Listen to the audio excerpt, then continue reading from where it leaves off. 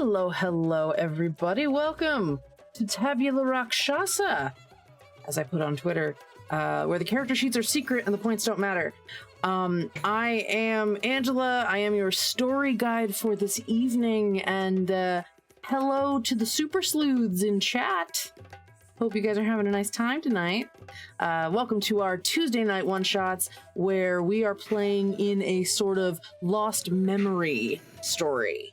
Our players know nothing about their characters except for their characters' pronouns. And we will be using our game to discover what they can do and who they are. Should be a heck of a time. This is our 4th episode we've done, and I'm so excited that we have returning faces and new faces. So I'm gonna throw it to our players and let them introduce themselves, and that'll they won't be able to tell you anything about the character, but they can tell you a little bit about themselves. All right, let's start with Bo. Hi, I am Bo. My pronouns are they, them. And 1 sec, sorry. That's my fault. I keep forgetting every time. I need to mute people on my music player. Go ahead now. You're fine. You're good now. Do I restart? No, you're good. You're good. You just had an echo. No, it wasn't your fault. Fun fact, I like vampires. That's the end of the... Good fact. That is a fun fact. All right, JP. Hey, I'm JP. I love all things nerdy, and I'm excited to be here. Excited to have you, buddy. Matthew. Hello, I am Matthew, he, him pronouns. I do various things on the internet with Nerdsmith. You can find me currently GMing the Land Above podcast. If you head over to nerdsmith.org and check on the shows tab. Heck yeah. They are re-releasing their show with fancy schmancy audio editing, and I'm very excited. Some improvements to the audio from the original release, yes. It was still lovely, but it's always fun to go back over your work with what you've learned, so I'm very excited to check it out. Let's go to RC. I'm RC. Been playing games a long time. Looking forward to playing games for a lot longer. I do a lot of stuff, but I don't do a lot of it right now. So I'm hoping to get back into various things now that we've moved back to the States. Well, I'm excited that this is one of the things you decided to do. We are, as you might have guessed, we are part of the Nerdsmith network here. If you like what you watched tonight and you'd like to continue supporting us or just giving us a shout out, you can find us on patreon.com/nerdsmith or at nerdsmith.org. We are part of we're part of a Patreon TTRPG community group, so we'll be doing stuff over the holidays to kind of promote other TTRPG creators, some awesome musicians and artists and map makers and writers and some really kick-ass people. One of which I will be promoting today. So I forgot to make a tag for her, but a friend of mine named Enrica Anglioni is an artist who is amazing, and she is the reason that we're gonna have some really pretty art for tonight for our characters. She has a Patreon, but she also sells with commercial use license or with streaming rights, which is what I linked to just now. She sells character portraits, and so they're pre-made character portraits you can use for your your RPG games. But if you buy them off her shop, you can get them with streaming rights. So that's what we're doing tonight. I bought her year 1, which is the last 150 character pieces that she's made, the mega pack that she's made. 145, almost 150. And they're all beautiful. They come in different themes. There's like a creepy Halloween themed one. There's druids, there's merchants, there's warlock patrons, deities, and there's really beautiful artwork. And each of the characters here are going to be one of Enrica's work. So please check her stuff out, and I'll have nice big pictures on the screen as we describe characters, so you guys will be able to see what your characters look like too. I also make things in Hero Forge, but I didn't have a lot of time this week, and Enrique's work is beautiful, so I felt like it was definitely a step up, at minimum a lateral move, but it's beautiful work. So I'm very excited for you to check her out. We are also brought to you by a couple of really kick-ass sponsors. We are sponsored by World Anvil, which is one of the coolest world building and campaign management tools you can find. It is really useful for people who write novels or who run games or are just looking for a repository of knowledge to share their fictional worlds with people. They have some really incredible features, including maps, timelines, any kind of article type you might want with boxes, with categories you can fill in, relationship charts, all sorts of stuff to visually, like I'm a super visual storyteller, so their new Chronicle feature is really cool. You can make a map and then also a timeline, and those are connected, so it will actually move the focus on the timeline to the location of the map where that event took place. Very cool for histories, very cool for campaign tracking. It is a very neat feature, but if you'd like to check them out and become a guild member, they have some really nice customization features to make your World Anvil look exactly how you want it. So yeah, you can check out our homebrew World of Vale in the link that I put in chat. We are also affiliates of Hero Forge. As I had name dropped them before, I'm obsessed. I'm a very visual person. I am constantly making characters on Hero Forge, and every Tuesday is Treasure Tuesday. They bring out new assets for pro subscribers, and the pro subscriber feature from last week comes down to the free features. So this week, they came out with this really adorable gardening set. There's some planter boxes and some cabbages that you can plant, as well as some gardening tools and it's really cute. I am very excited to eventually get more vegetables. They created a plant tab for the planter, so I assume that's coming down as just making more stuff that you can grow. But it's very, very cute. You should check them out. And if you use the link in the chat and you decide you want to become a Hero Forge Pro subscriber, you get that stuff on Treasure Tuesday a week earlier than everybody else, and some really cool features, like having multiple characters on your screen or on the base, which is really beautiful for digital content. Then finally, last but certainly not least, we are sponsored by Die Hard Dice, which as of November 4th, last week, Nerdsmith finally, we got to announce our partnership dice set with Die Hard Dice, Nerdsmith Forge Fire. It's a beautiful little polymer set that has sort of silver metallic paint, and then the numbers are in as close to the Nerdsmith orange as we could get. And so please check it out on our, if you go to their website and use the discount code Nerdsmith, you get 10% off your entire purchase. And not only that, it is their holiday sale right now, from now till January. Everything on the site is on sale, between 5 and 30% off, I think. And I have an open cart, and I'm trying to be good. I was going to say, that's dangerous. Well, I was trying to buy some Nerdsmith Forge Fire dice, and I was like, but then there's also dire D20s and like the halfsies D20s that they have, the multi-class dice that you can get 2 different colors and put them together into one D20, and I'm like, I want all of them. Anyway, that does sound pretty dope. It's really fun. So please check them out at dieharddice.com, and check them out before January. Get your holiday shopping done at Castle Die Hard.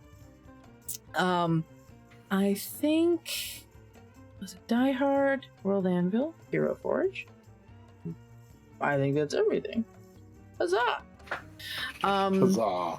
So, and if I remember anything else, I'll bring it up later. So we're gonna get started. I had all of our players roll already for me, so I know who's gonna get introduced first. But first, before we get started in our adventure, let's get into the mood of things. We'll be right back.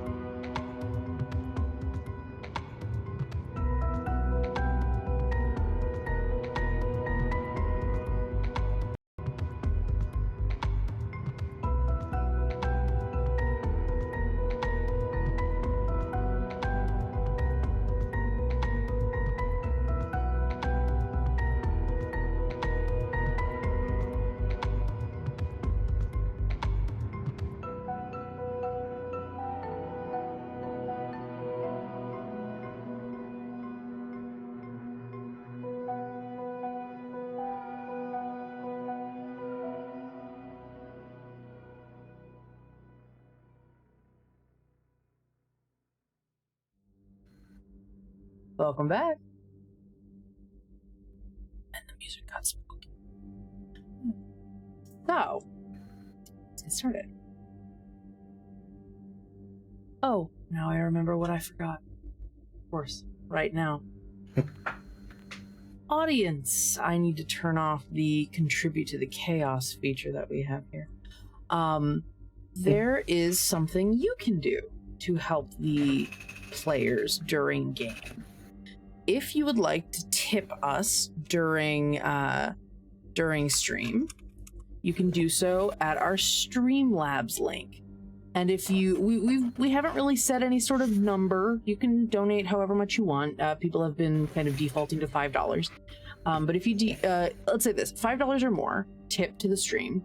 Pick a player of your choice, and that will signal me to give them a substantive clue about their character. Basically, trigger something about their character, something engaging that they get to play around with.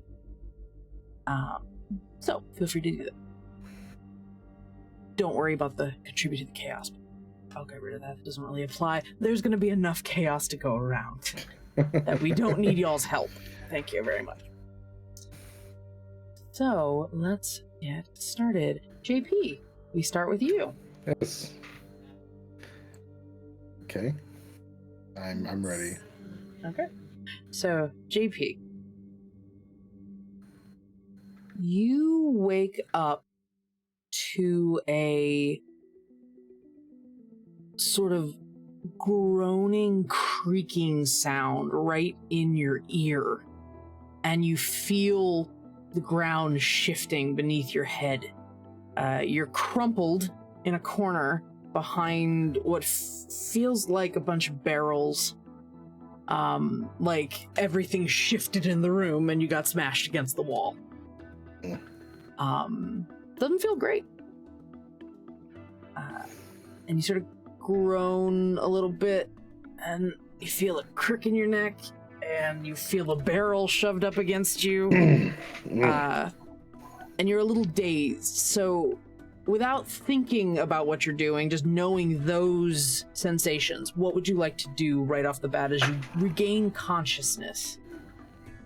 First thing I'm gonna do is I'm gonna kind of like look at my hands and arms, look, maybe look to see if I'm visibly like injured or leaking life force. Leaking? That's fair. Yeah. Oh, thank you, Brandon. Oops. JP lost internet. It's fine. Hold on. I'm gonna make this. Oh no! He'll get back in a sec, I'm sure. The moment he did, I feel like Brandon kicked him off. Like the moment he showed up, it was like, boop. Oh, JP's dead. Yep. No, I figured Brandon donated $1 to give you a hint, and you were and the internet died on you. That was the hint. Yeah. That was the hint. Yeah. You're a wizard, JP.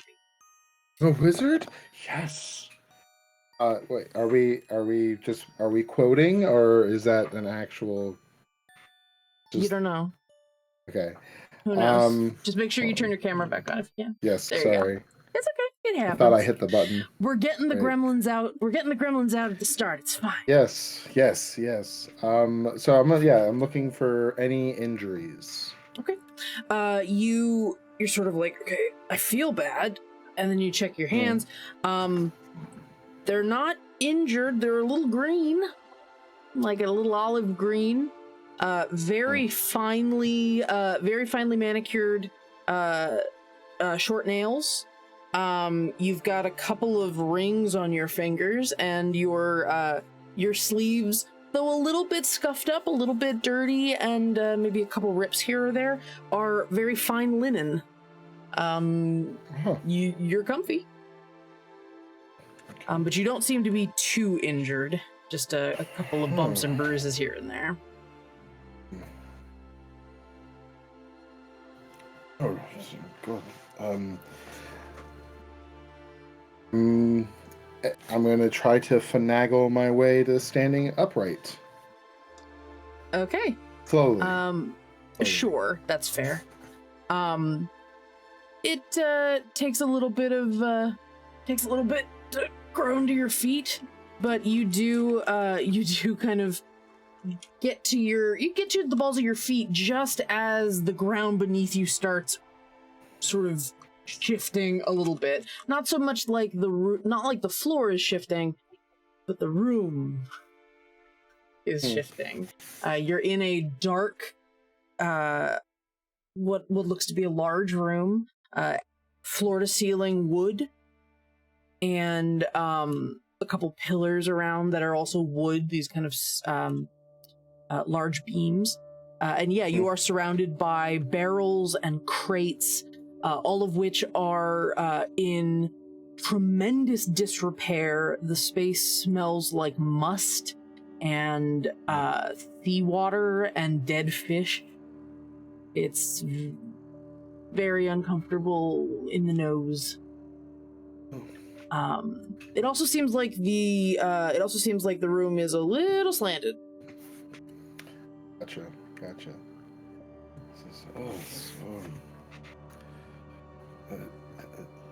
Hello? Lord, have I always sounded like that? You don't know, actually, now that you think about it. RC, you hear a voice in the room with you, and there's this moment of like snapping to alertness.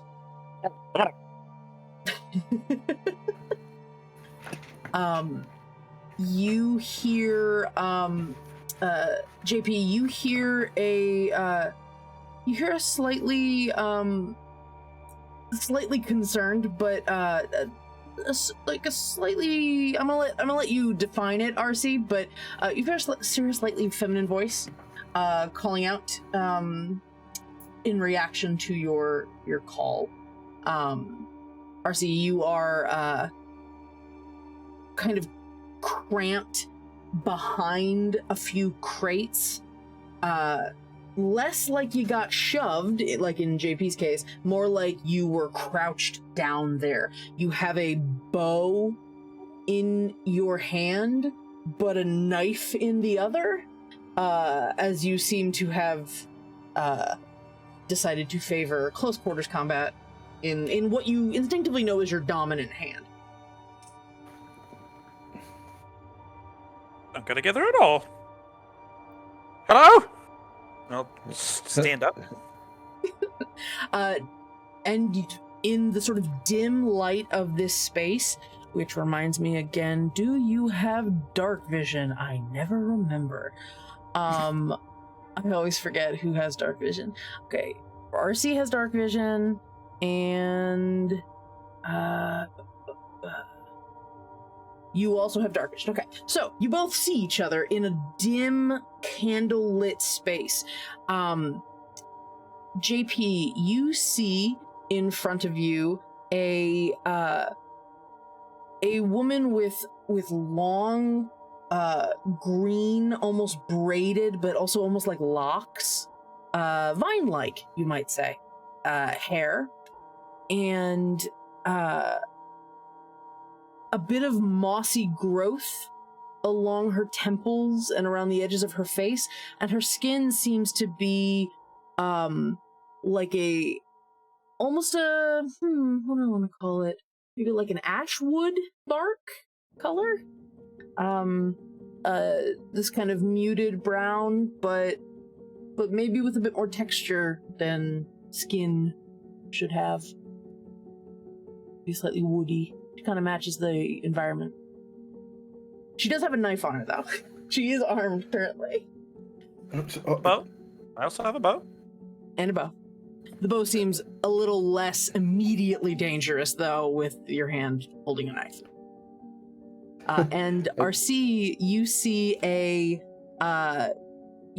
very finely dressed, with a big collar up red cloak, a man with large pointed ears and these big tusks coming out of his face and mutton chops, has a little pair of glasses on his face, and his hair is very neatly combed to one side. Has a little yellow bow ascot thing going. Little on the short side for an orcish folk, you think? Not like dwarf, but not like super tall. Is maybe. We here. Hello.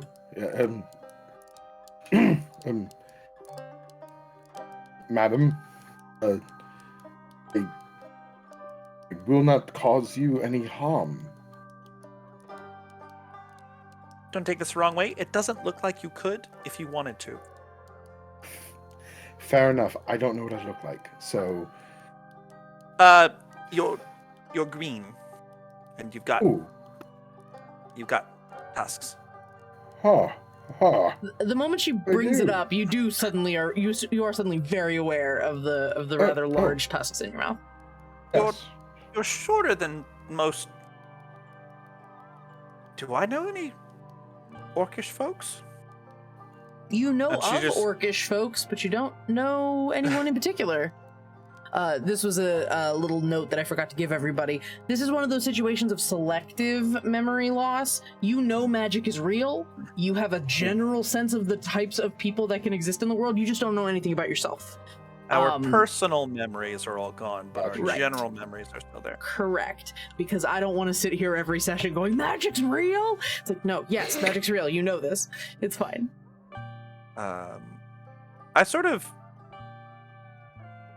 I spin the knife and then look to see if I have a sheath or something for it. Yeah, no, you definitely do. You have a belt with, you look down, there's a lot of knives on you.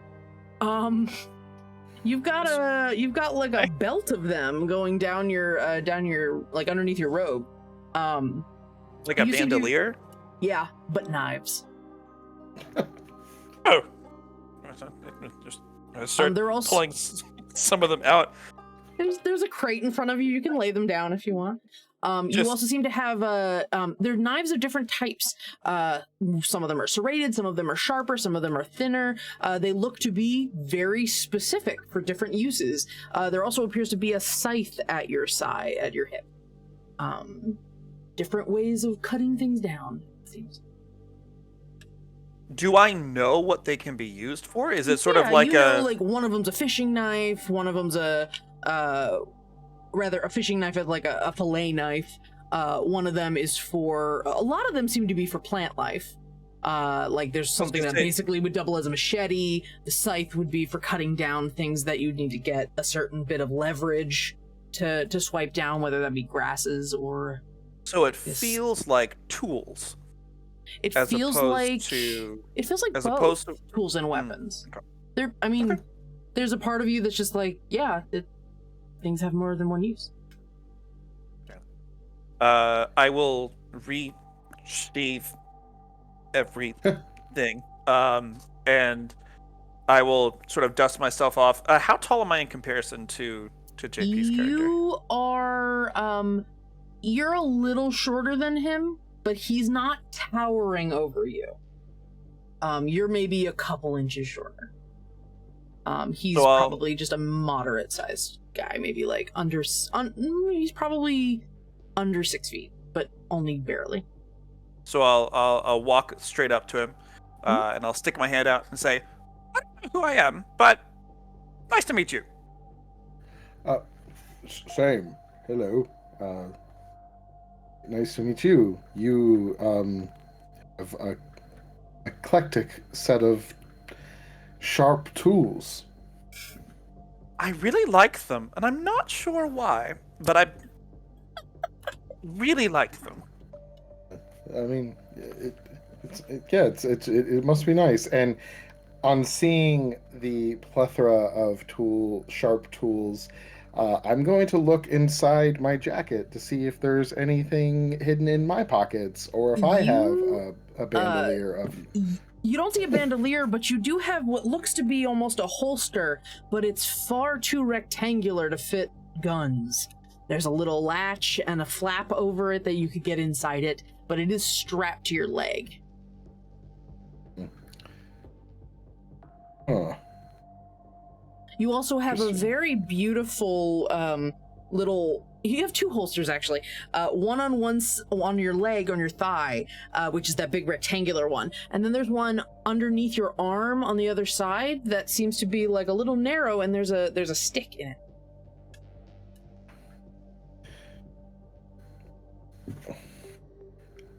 I have a stick. It's beautiful. It's this dark wood with like an ivory handle. Almost looks like a conductor's wand. No, I It's feel bad for very just pretty. referring to it as a stick. It's okay. I called it. It's just, It looks very pretty. it is. Yeah, I agree. It looks like a very nice stick. Almost like a conductor, of an orchestra. As you swing your hand, you all hear of a stringed instrument creaking. As Bo, you move and the lute that you're sitting on cracks more. Oh no. It's an unpleasant sound. Oh, So sitting. Yes, you have landed on a lute, and as you're waking up and kind of shifting, you feel the strings popping and it just crunching underneath you. For the most part, it's like, ow, ow, ow, something's poking at me, less than you realizing that a lute is breaking underneath you. My first reaction is going to be to stand up and inspect what the heck I just am sitting You on. all hear the cracking, and turn around, and you see you thought that JP was fancy looking. What you see is you see someone in almost full masked with this beautiful gold helmet and blue sashes kind of going down their face, and very lovely kind of pointed blue leather armor. And as they kind of turn around and look themselves over, you see sort of olive tan skin and very bold eyeliner around their eyes, framing these sort of like almost amber brown hazel colored eyes. Let me get their picture up. There we go. Super fancy. I forgot I will post them into chat for you guys as well. I was just about to ask. Yeah, I got you. We've got... Where is JP? Please stand by, audience, as I provide this information to our players so they can actually see what everybody looks like. Here is... I didn't pull them out when I should have. Here's JP. Here is RC. And then here is Bo. Oh. Sick. Beautiful artwork. So you two see, and as they get up, they seem to have a strap around their body that is dangling a shattered lute behind them. Oh, that sounds expensive. I'm gonna try to pull the lute off, or I guess take it off and look at it shattered. I don't know what this is. It was very pretty. It seemed to have been made of a really lovely polished wood. Had a lot of silver and blue runes all along the outside of it.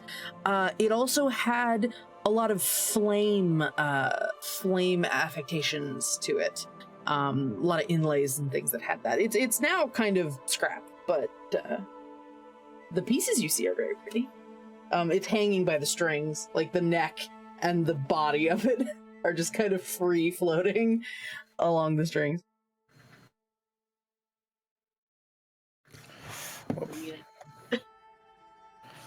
Oh, Hello. This is broken. Yes. Yes. Yeah, it's For sure. Who are you? Who am I? Great question. Who? All great questions. I see you're in the same boat we are, because we don't know either. Which is actually really funny because I think we might be on a boat. As you do all start noticing that there is a very slight angle to the room, and there is that telltale creaking of kind of water underneath. You hear some sort of wave fluttering underneath you. That would explain the smell. Yep. Yes, indeed. Well, I hope that my fancy stick wasn't the reason that your loot broke. That was I probably think I her was landing. the reason that my loot broke. Yeah. Oh, good. And I mean, it's objectively not good, but I am glad it wasn't your wand. it's something so precious is obviously never warranted or something that you strive for, but I'm glad that it was not I who broke your loot. I would have felt incredible remorse over it. I don't know why, but I would. I don't know anything about who I am. You would feel remorse if you broke an object. I feel like that's a good start. Yes. Matthew? So we got... Oh, go ahead, Bo. Go ahead. You're fine. No, I was just going to say we've got remorse and knives. Those are the two personality traits.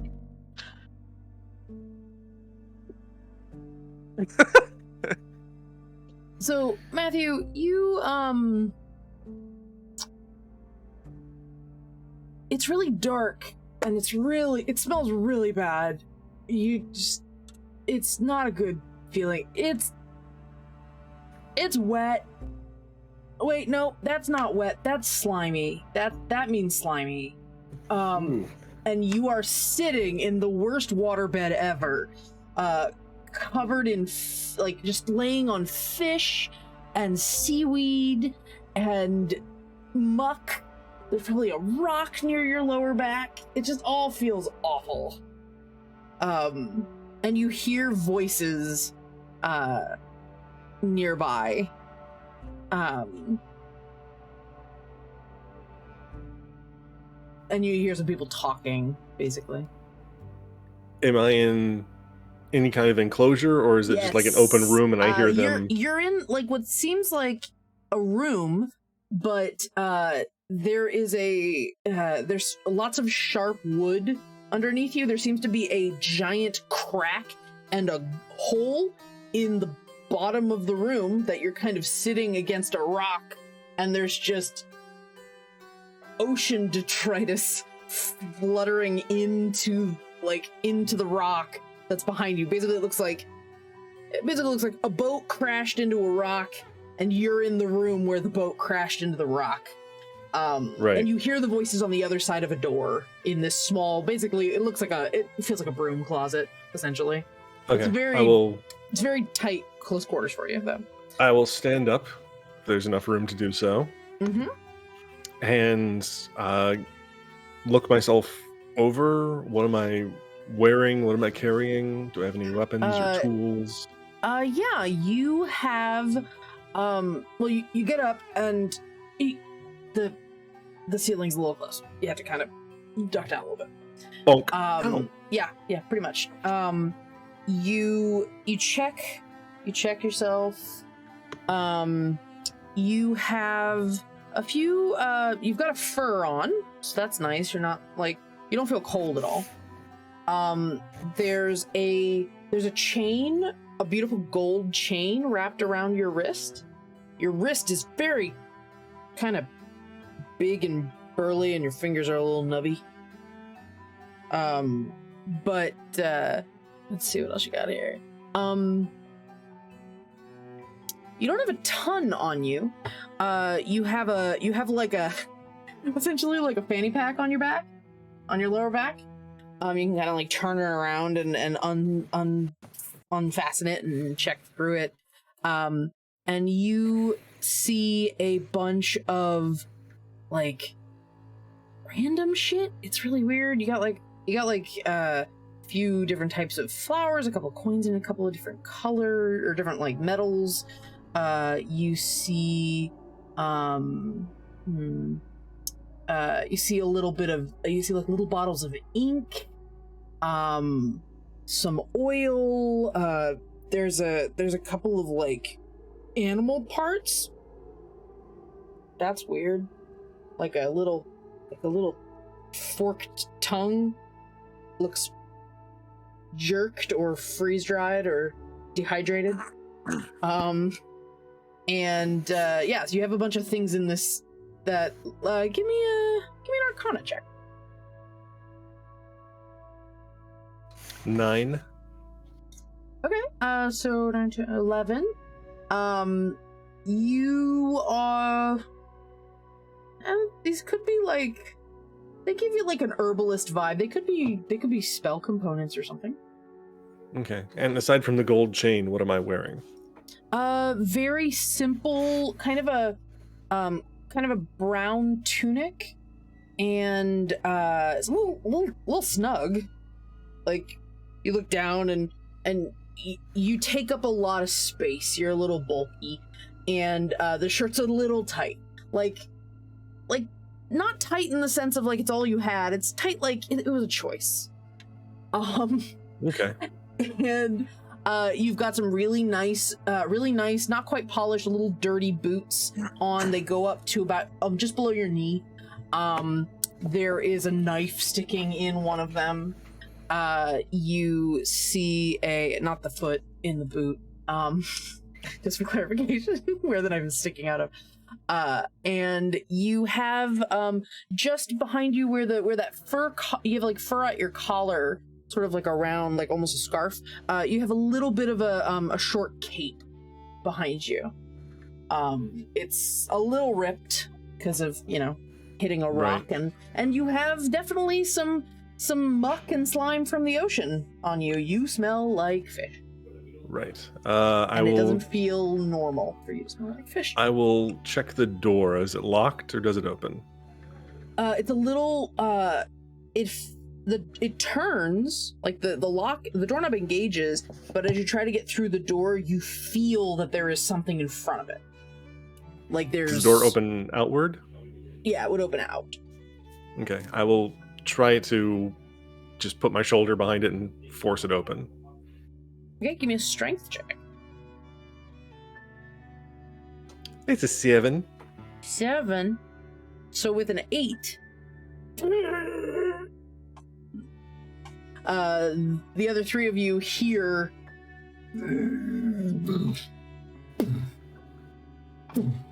against the wall. I'm gonna start banging on the door because I can't get it open and go, "Hey, let me out of here! Why? I'll pay you back what I owe, I promise." I love that was your... We'll talk Listen, about this later, Matthew. I swear, whoever it was, they did not tell me they were married, okay? Just let me out of here. We can talk this through. By Jove, I think there's somebody else in here with us, in that room. Mm-hmm. I have a knife in my hand, apparently. You do? Well, I had put it away, but when the banging started, I now have a knife in my hand, and I'm not entirely sure where I got it. It was just but I instinctive, will, like... Yeah, yep. I will quietly, I'm going to quietly go to the door. Is there something blocking the way? There are several crates that have slid against that door. in my plethora of tools, do I have like a crowbar or a Let me pole or something that I can use for see. leverage to move things? You have. Bum, bum, bum, bum, bum. No, wrong chart. I couldn't tell you that. That's the wrong. It's the wrong inventory. You don't have a crowbar, no, but you do have. Let's see. You glance around and you actually do see that there are some tools and things on the walls of this this ship. Go ahead and let's see. Go ahead and give me a D20. Give me a slide. Let's say slide. I wish there was a crafting skill. It's fine. Well, it's not going to be great, whatever it is. I rolled a 4. 4. Okay. You're looking around. You find that there. Actually, no. You know what? I retcon something. Now that it occurs to me based on what I see on your list. You have on like the back of the bandolier a couple of pieces you weren't really sure what they were. You pull them off and you see that there is like there's like a chisel and a like a wooden hammer, like a mallet. They appear to be like carpenter's tools. The door is wood. The problem isn't the door. The problem is the crates. I want to move the crates. You Can I can move take the the crates apart. I mean, yeah, you give me a strength check to just shove the crates. I will attempt to shove the crates, and if that doesn't work, I will ask for help. And if that doesn't work, then we'll take the crates apart. All right. So first attempt. Give me a strength check. I rolled a 4 again. All right. So with a 3, you definitely Oh, do God. not successfully move those crates. And I don't try to hurt help myself, him. do I? No. You just Okay. you just look a little foolish. You look so dangerous, and then Maybe, two yeah. immovable, Let's- one immovable object and 2 impotent forces trying to get them out of the way. Let's all help. Let us. Three. Yeah, we're Six- all gonna do this. All right. together. All 3 of us. I all three appreciate of that us. very much. Thank you. Yes. On. The other Very two nice. of you, the other 2 of you, please give me strength checks. That's a 9. Oh god. I rolled a 15. Oh, let's go. Okay, so JP, you have a 16 total, Okay. and with your 9, Bo, you have a 12. You are deceptively strong. I'll say that JP, you shove around the same spot that RC is pushing, this kind of right against the side, but Bo walks a little further down the crate and basically like braces with their legs and just like shoves back. It's just the right amount of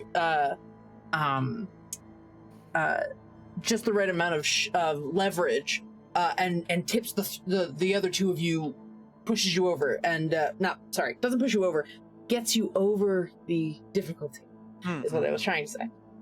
And you all 3 shove this massive crate aside, and trying to be careful of splinters and stuff. It's old, decrepit wood.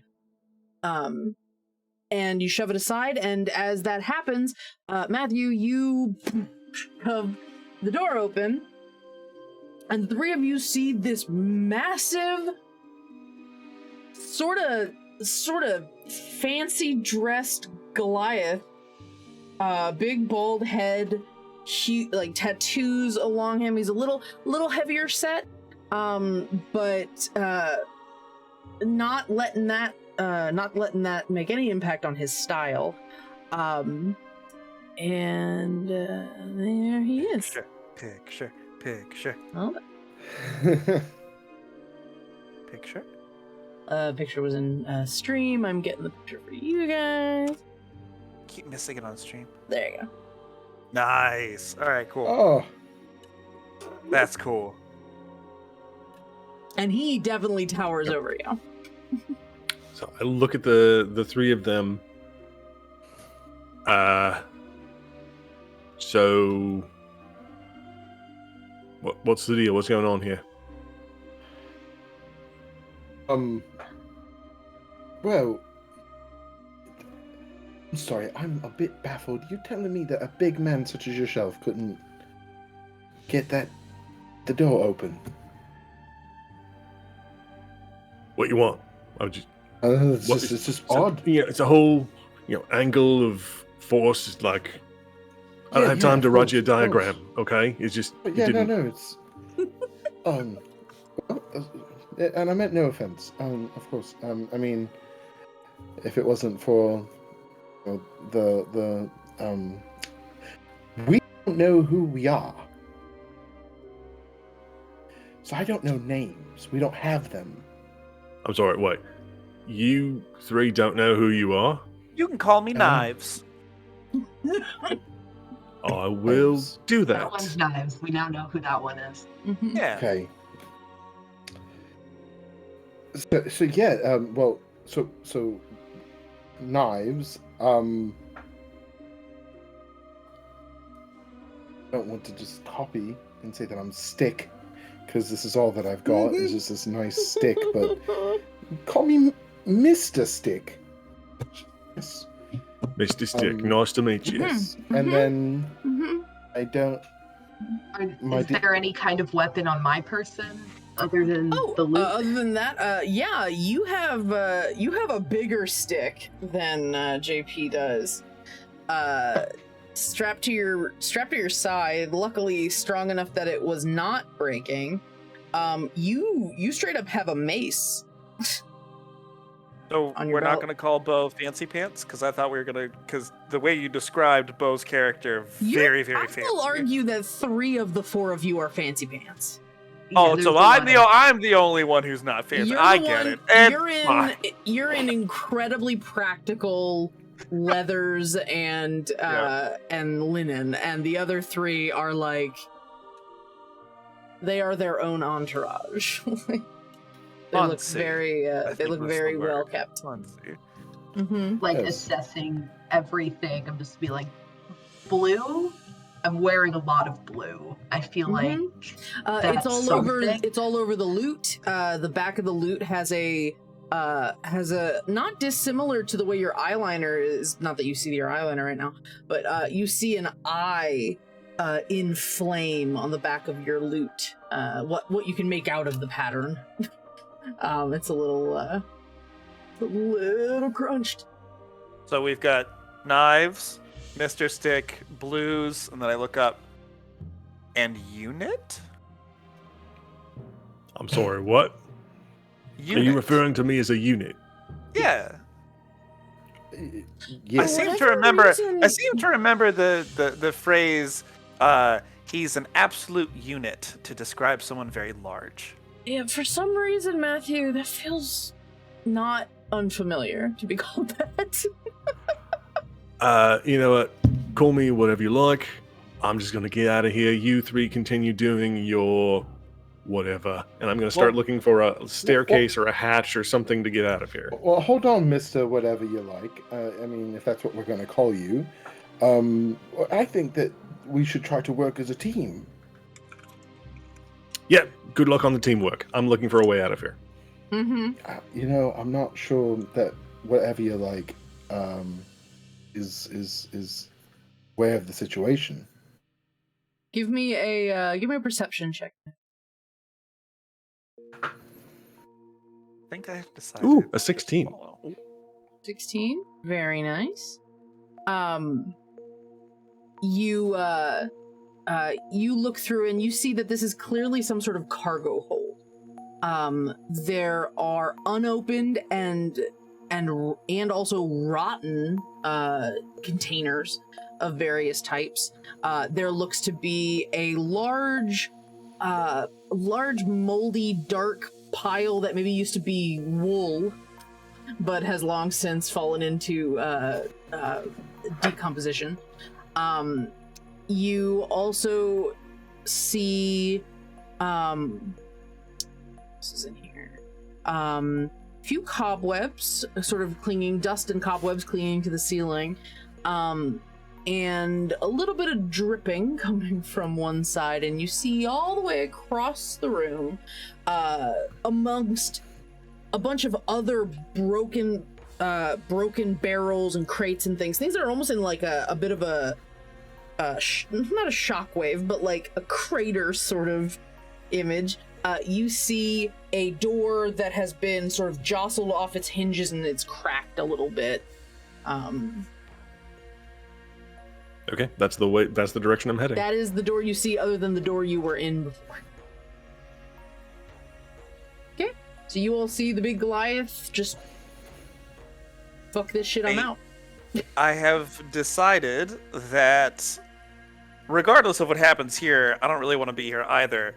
And just because Mr. Goliath doesn't want to be helpful to the rest of us doesn't mean that he won't be in some way, shape, or form. Nobody is ever truly useless. They could always serve as a bad example. So I'm going to follow him at a respectable distance just to see what happens. And if he finds a way out, cool. If not, I know not to go that way. Very All right, fair, so you're very following. wise. Yes, I will also. It's very wise. Okay. All right. So, Before we start following, I want to see if I can magic my loot better. Oh, no. I want to see if I can fix it in some way. Thank you, Brandon, for another donation. I will. I still have JPs to give. I will give JP and Matthew, in short order. So go ahead and give me a. Yeah, give me an Arcana check. Real quick. That's a 15. 15. Okay. You look over the loot and oof. Oh, again, I'm looking at the wrong character sheet. Hold on. Let me fix that. I think I can fix that now.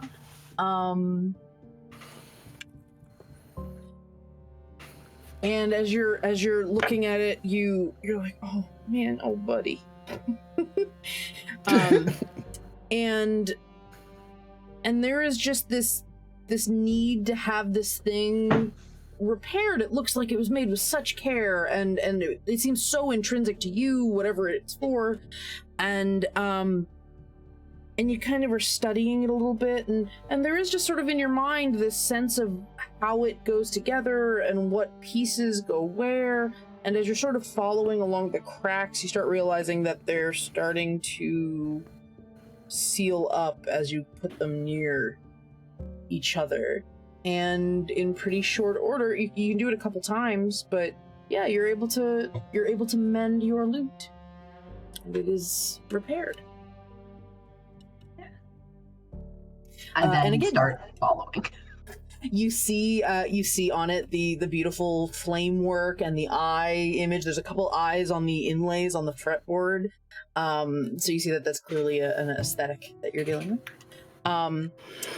Matthew, as you are going, you hear near the explosion space that happens, the like kind of crater space. You're walking over impacted woodwork. You hear sort of muffled and little timid. You hear some sort of kind of squeaking, sort of chirping noise. It's kind of like. does it sound? Do I have an idea of what animal is making it? You're not sure offhand, but there is something in the back of your head that sets off kind of alarm bells, like, oh no, oh no, oh no, like you want to get there. Something. It's very familiar. Oh, something I want to get to. Yes, something you want to get to. I start moving faster. You all see him pivot a little bit and start looking through this crate area, and you catch a glimpse of like color. You see jewel tones, blues and pinks and turquoise.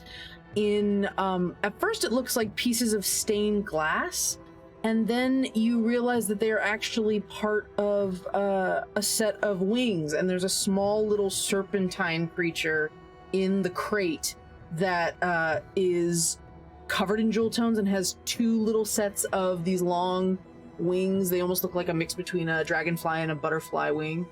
And it's like about this big. It's a tiny creature, and it's just kind of mixed up in like a big glomp of hay and wood shrapnel.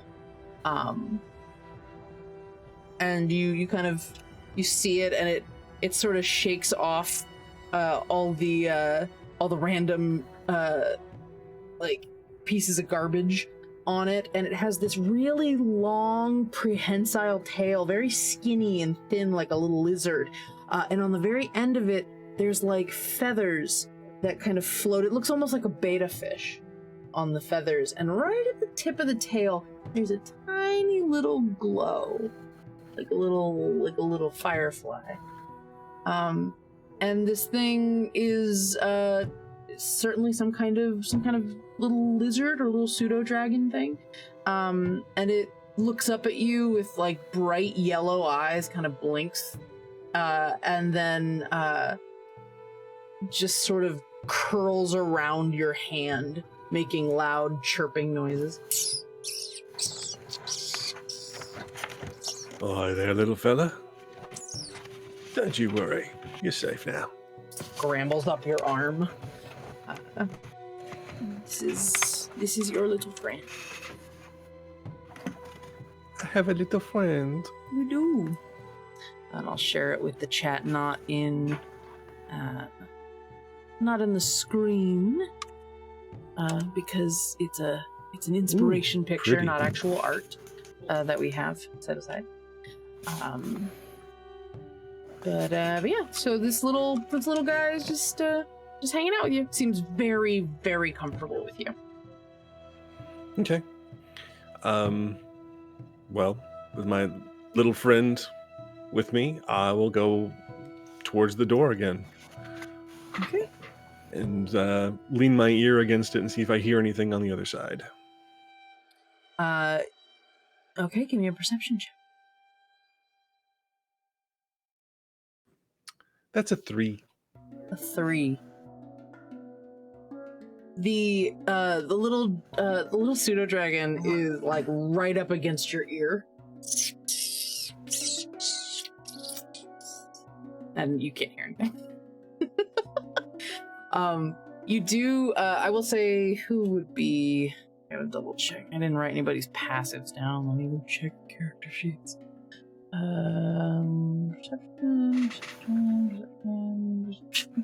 Okay. Actually, Bo, as you're coming up and you see this really beautiful, colorful creature on Matthew's arm, you note that this long tail that's kind of like it's up his arm. The long tail almost goes to his forearm. Oh, JV, so sad.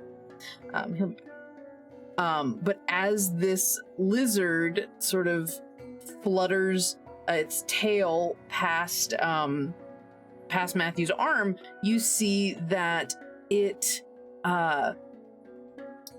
comes against it drags it against the chain, this beautiful gold chain that's braided on his arm, and as it like swipes against it, the chain kind of like lights up just a little bit in a similar color to the little firefly at the end of its tail. A little light. Just gonna say, like look over at Knives and be like, do you see that? Do you see the chain lighting up? Oh, well, now I do. Well, yeah. Hey, unit. The dragon's tail is lighting up your chain. Can't. That's gotta be something. Yeah. So? It's weird. It's magic. Yeah, magic exists. Do you find that surprising? Can I roll an Arcana check to see if this is a specific kind of magic that I would know about? Sure. Go ahead and give me an Arcana check. That's an 8. An 8. Let me see. 12. That's not bad. I mean, having something like that connected to an object, I mean, that does imply that there is some sort of connective tissue between, or magical connective tissue between the creature and the chain. It seems to be very attached to him, metaphysically, if not physically. You'd guess that, I mean, this looks to be, it looks to be a, maybe like a little fairy dragon or something. Little pseudo dragon with some fae influence to it. The creature itself. Yeah, I thought, we don't know anything about ourselves. You have a magical pet drag. I know magic. Yeah. Clarification. You three don't know anything about yourselves. And I guess you don't know anything about me either. So this may be surprising to you. Yeah. Yeah. You also do not know what the hell this thing is, but you're keeping that to yourself. Yeah. You said the door was like broken or off kilter. Yeah, it looks like it had been shoved from the other side, like something was breaking through on the other side. Are there any cracks that I could look through? Mm-hmm. Yeah. It's very dark on the other side. You do see a little bit of a stairwell, but the light coming down is very like nighttime, a little bit of moonlight, but not enough for you to like see anything other than the angle of a few stairs. If I think to my little friend, can I try to command it to do something? You can try to convince it, sure. What do you want to try to tell it to do? I want to see if it can squeeze through the crack and illuminate the other side of the door with its little tail light. Kind of like, do you say anything out loud, or do you try to talk to it? I tried thinking, and if that doesn't get any response, I'll say out loud, can you squeeze through there? Just try to light up the other side a little bit? Funny enough, you don't have to say anything. You just kind of like do a little nudge towards the door at it and think your intention there. And the little dragon, and you watch it just turn into smoke on your side and then just appear on the other side, and you see a little glow. The little dragon kind of floats down onto one of the steps. You hear little nails going against the wood. And yeah, so you can see that there is distinctly a stairwell that goes up. And it looks like there is it looks like there is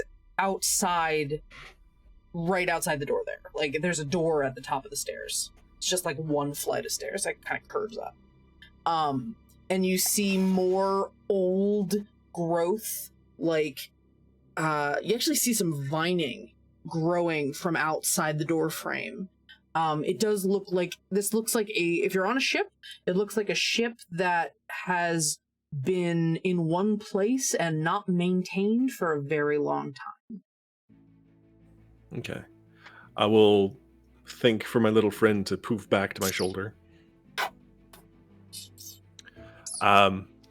Right, so which of the three of you is strong and can bust through this door here? That's our way out. I cannot hear you. There we go. I think crate. I think it's actually going to be blue. Despite all the robes and stuff, they seem kind of jacked underneath. I will just step out of the way and gesture towards the door. I guess I'm trying it. Okay. Go ahead and give me an athletics check. That was a 3. Well, I mean, a 6 is better than a 3, but it's not quite enough to do what you need. Can I... Yes. Look, there's a bunch of broken wood lying around, right? And Mm-hmm. I have a feeling I am okay with wood in terms of sort of judging things if I've got carpenter's tools. Listen, you Is can't there just any... assume a person with bark skin is okay. No, it was a with carpenter's wood. tools. Carpenter's I know, I'm tools. You teasing. said I had those. I'm teasing. Yes. So I'm looking for a decent length of board or something, and I want to help Blues by basically giving her added leverage to do the help action. Yeah, absolutely. Bo, if you want to roll, again, I'll allow advantage on that. That was a 17 plus 3 is a dirty 20. That is nice. Hey. So yeah, you absolutely understand how to work a door that's been messed up like that. You very instinctively head over and get that extra bit of leverage, and Bo, you're able to utilize that and just crunch what's left of the hinges on this door and basically turn it into a double door that opens on one side and kind of falls apart on the other. But yeah, everyone should be able to make it through. Matthew's going to be a bit of a squeeze, but you know, at this point, I think he's probably familiar with that. I look over at Blues and I sort of hold out a hand to Dap.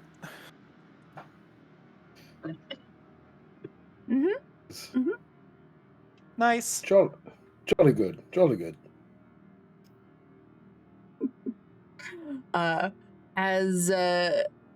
Who goes first?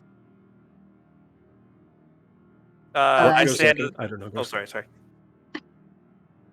Well, I was going to say, since I ripped the door open, I might go first. But Okay. So yeah. I was just going to say I stand aside and gesture to the Goliath and say, that's 2 doors for you now.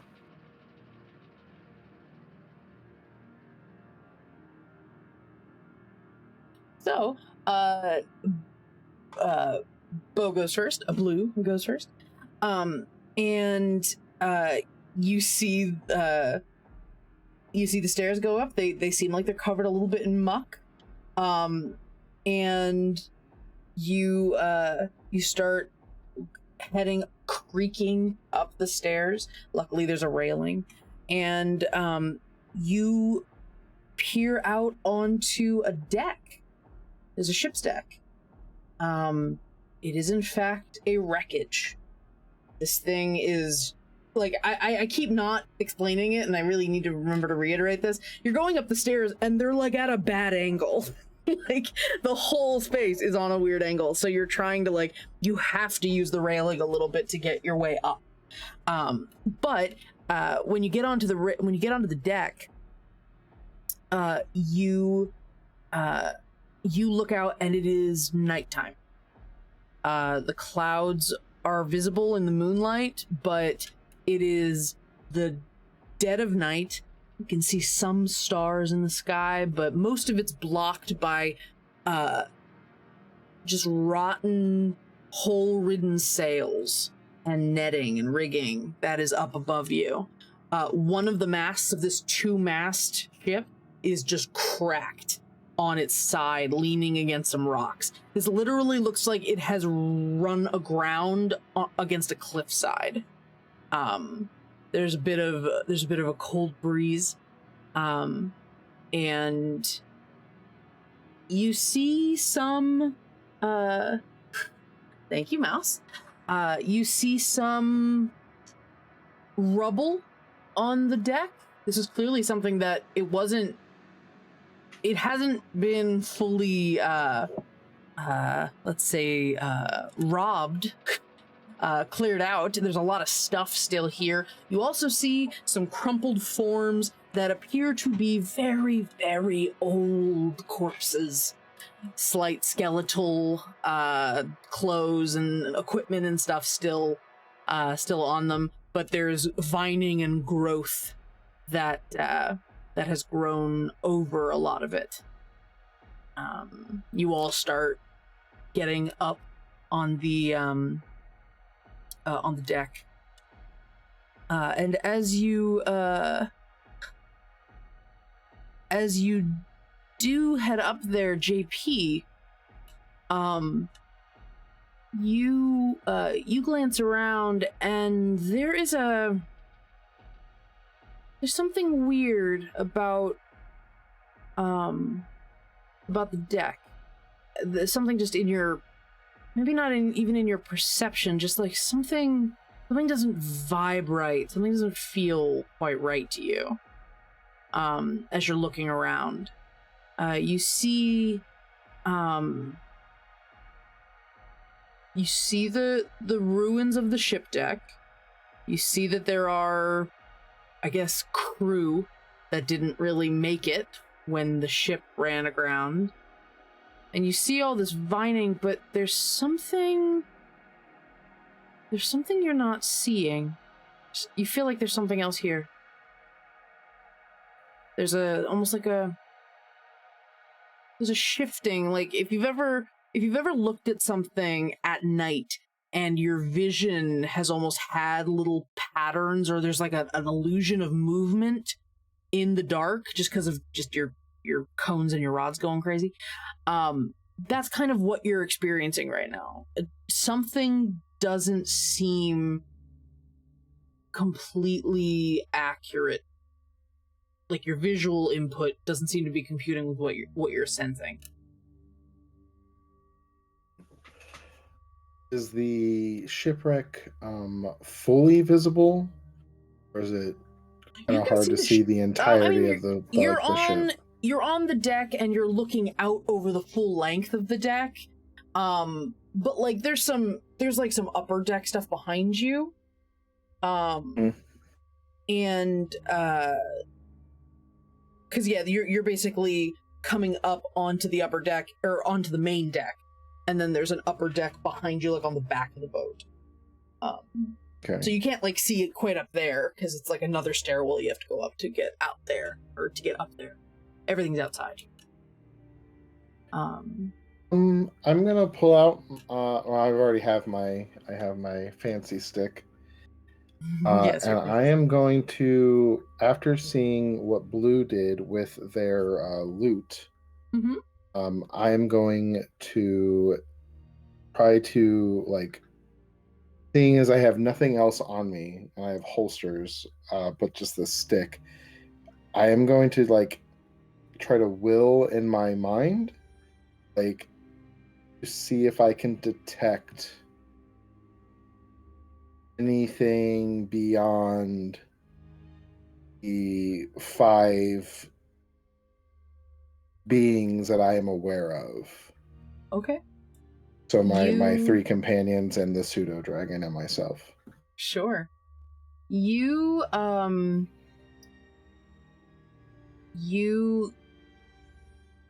glance out and try to see beyond what's in front of you, like peer past that feeling of like slight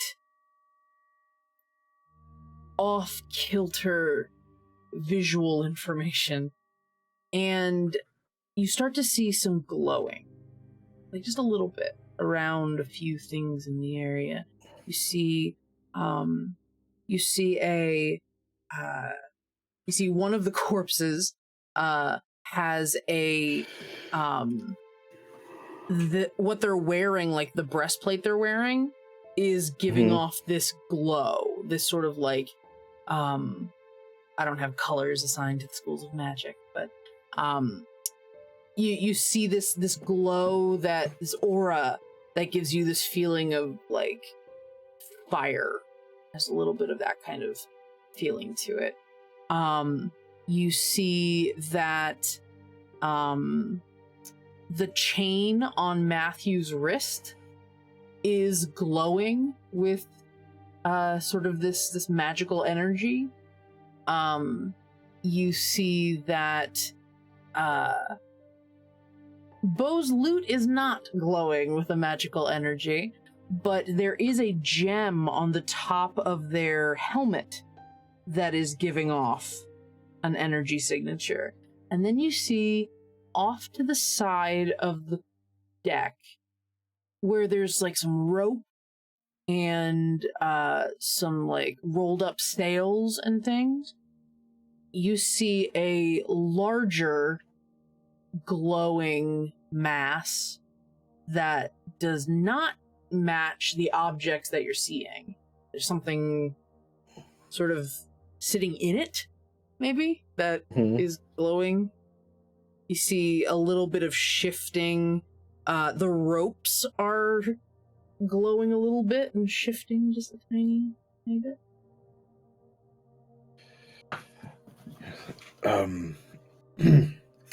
Companions. I don't want to alarm anybody, but I took a stick,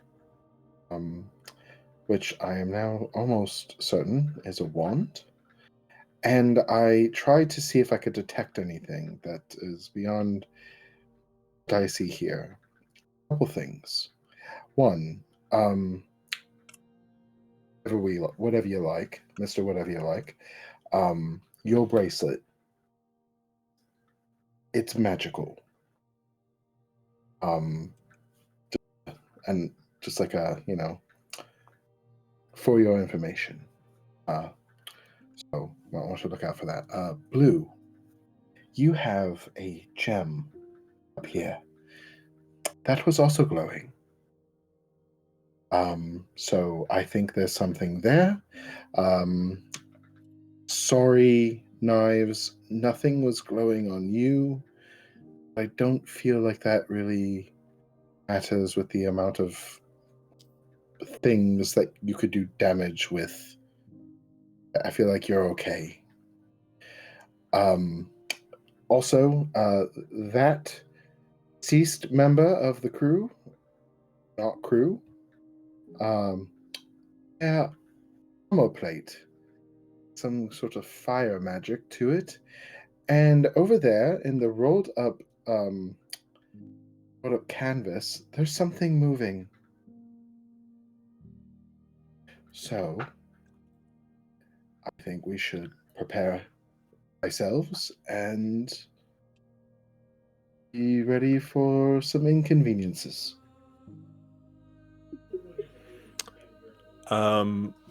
Looking around, did we hit just like a rock in the sea, or did we hit an island? It looks like a tall cliffside that you hit. It easily dwarfs the ship. Okay. But you can't really see much around it. Like it's almost like a jutting out cliff that probably goes back further into a bigger piece of land, but you can really only see one end of it, and then there's just water. So you might be on like the tip of something. I really hope I was not the pilot. Pilot of the boat. I will say, stepping out onto the deck, RC, there is an and though it is very sort of upsetting, like how wrecked this thing is, there is sort of an unexpected sense of familiarity or returning home or comfort in being in a space like this. You not only the sort of not necessarily the specific place, but like just being on a ship. You know everything you're looking at around you. Like, you understand what all of this stuff is. You know how this ship would have moved. You seem like you know a lot about you instinctively know a lot about how this ship probably functioned. Knowing that, how bad is the actual damage? Like, oh, it's fucked. This ship, There's no reason to call your insurance company.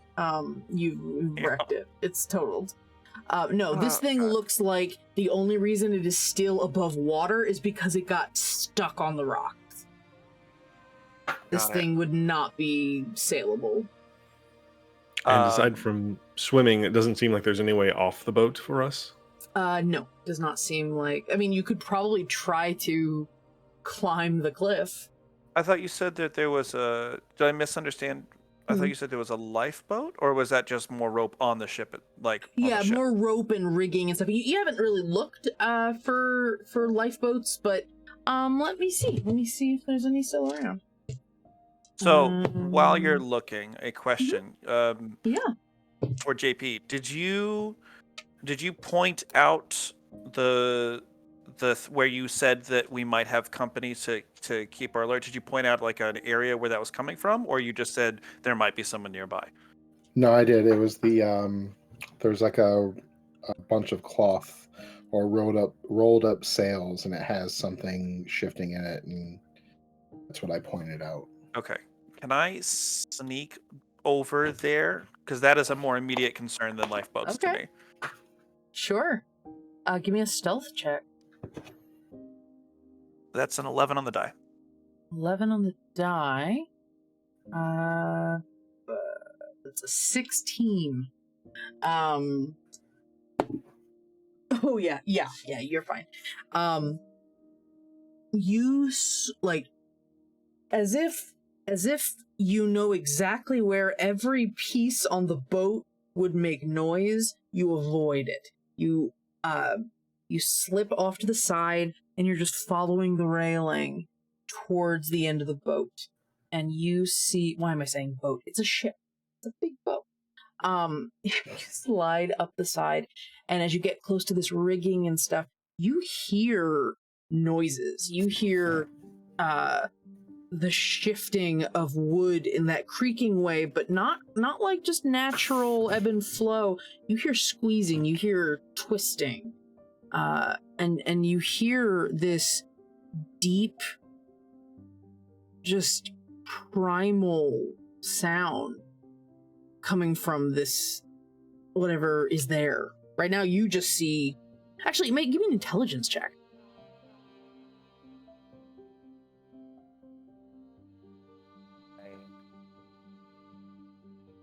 What'd you get? 9. 9. Nope, not gonna quite be enough. Yeah, all you see is rigging and this boat, or not rigging and sails, like equipment and stuff that's been shoved to the side and is also decrepit as the other stuff. But you hear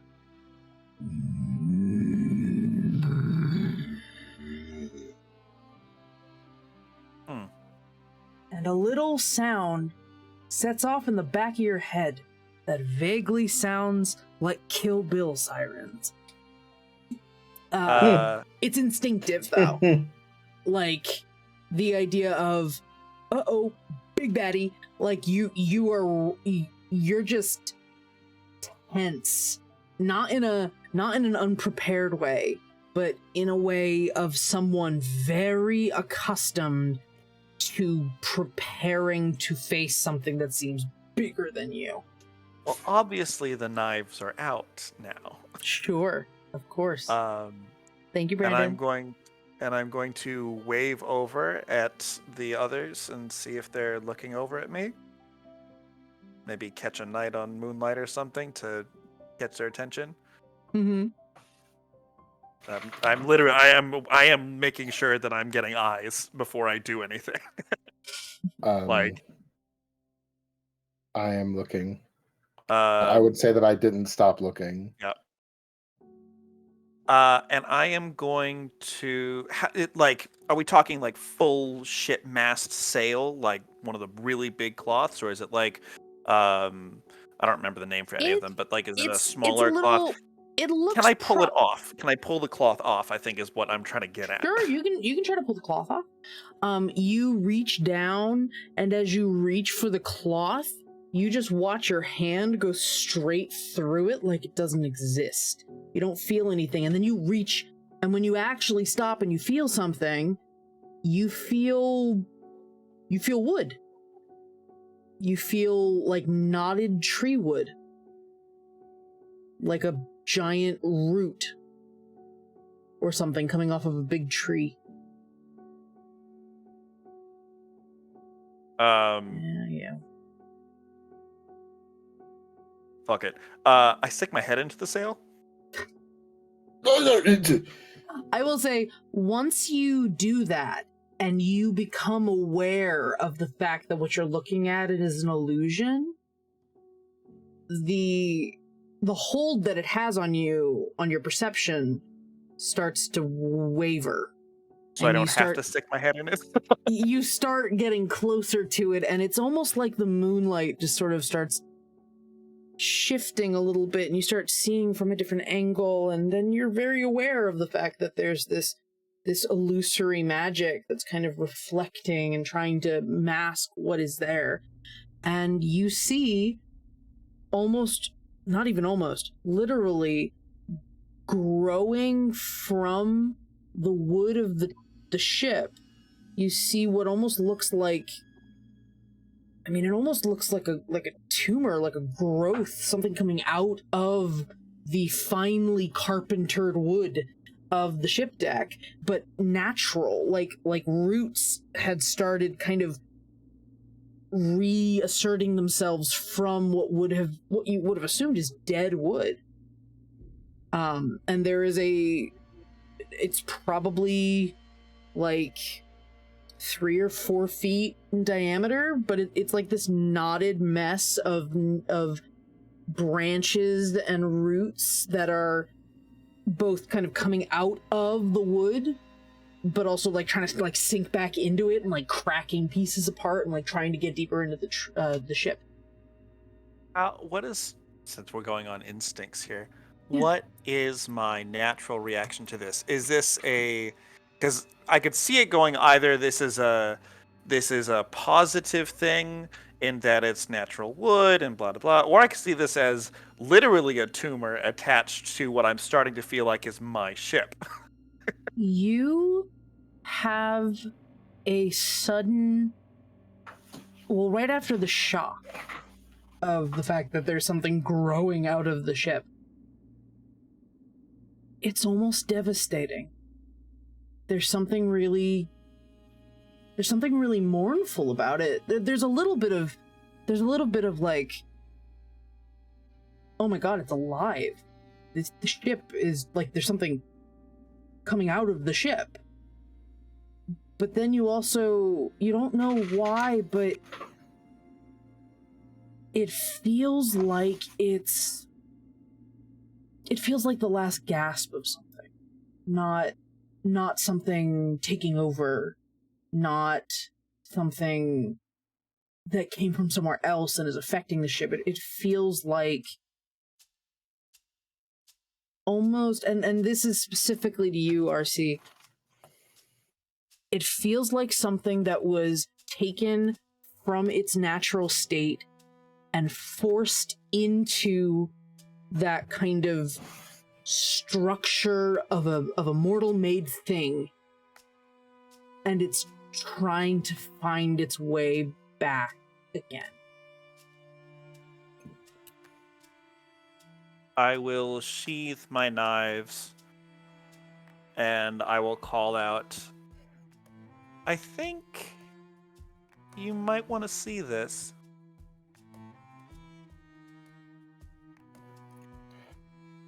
To everyone else. Okay. I guess we're moving over there. Yes. Okay. So yeah, you all sort of inch over to it, and once you see RC's arm go through, it's very obviously not a real thing, and you all get that effect of sort of changing your angle of looking at it, seeing it from a different angle, and then all of a sudden realizing that, oh, it's like a shimmer of, like, it's an optical illusion, that's not actually what's there. And you see this knotted mass of plant. Well, that's weird. Yeah, it is weird. my guess, and I don't know why I think this, but my guess is that whatever this is was basically forced to be here, and it has something to do with the ship. And maybe this is why the ship crashed, or why the ship hasn't completely fallen apart yet. But this doesn't want to be here. And I'm not sure why I know that. But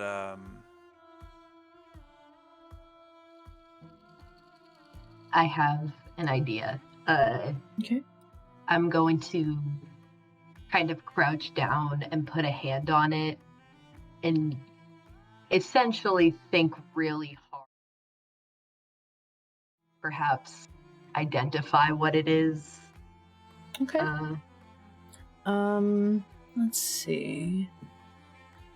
What you got on you?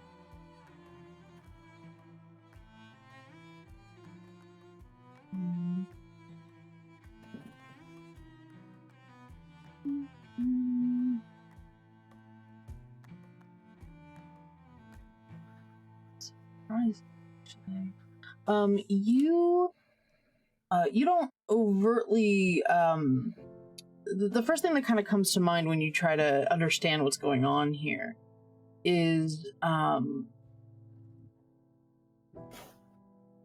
like figuring out the nature of this thing, trying to determine what it is, and rather than like thinking of it like an object, you do get a sense of it being some sort of creature, and not a it is a creature that seems inherently natural or comes from a natural place. And you all see that the gem on Bo's helmet starts glowing just a little bit, and you realize that there is actually like that eye emblem is built inside the gem, and so when it glows you kind of actually see the little etchings inside it. And you know that you just sort of intrinsically understand that this is like a Fey creature. This is a creature that would have originated in the Feywild. Perhaps a slightly elemental thing as well, but its origin would be that of something outside of the mortal plane, outside of the mortal realm. Something brought here. You're all pretty sure you're in the mortal world. Yeah. I'm gonna pull back and be like, there are a lot of Fey creatures on this boat. And by a lot, I mean two. You get a little ping as well from behind you as well. It occurs to me. Let me double check how. Yeah, you know that you feel from two different directions behind you, as well as the thing in front of you, that there is distinctly Fey energy coming from around you. Yeah, there's at least 3 Fey things. This thing in front of me, that dragon. A third thing? Question mark. Interesting. a third thing? I felt 2 things behind me. When you turn back around to face, you get a ping in Matthew's direction, and you get a slightly bigger ping from RC's direction. You get a small ping from Matthew's direction. Me? You are a Fey thing. You are a Fey thing. What a sentence. Hey. I mean, that has no bearing on the situation. It's just kind of a fact now, or my opinion, depending on how you look at it.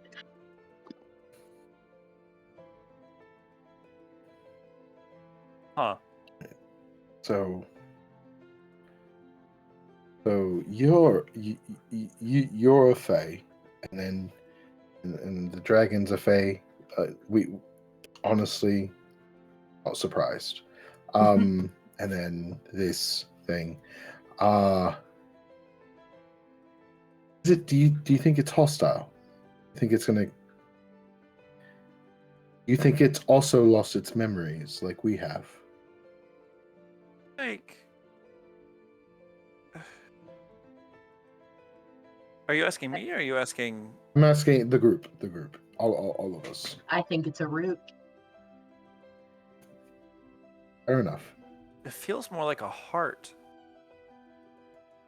Like a core of something reaching out to something else.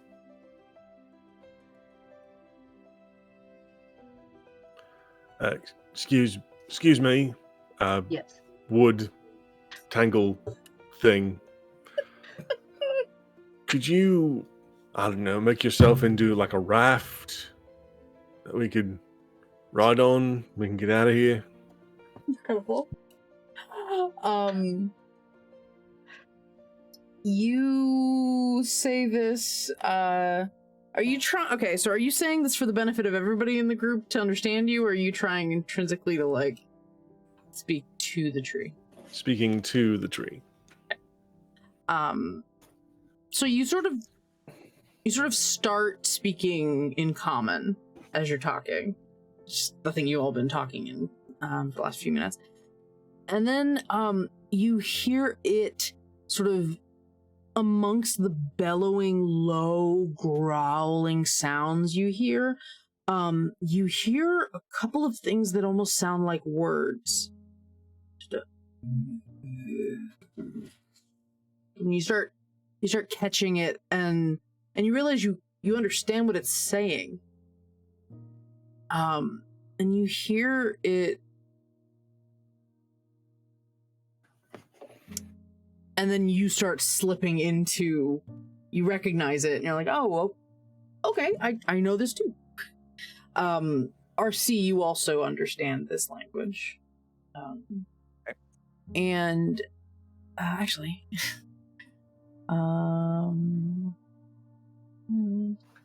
JP, you catch little bits of it here and there, and, no, you don't know, Bo. You don't know what they're saying. And JP, you hear it broken. And this, like, this wood creature, says,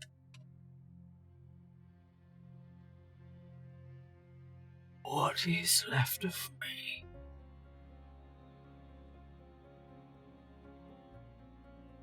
I feel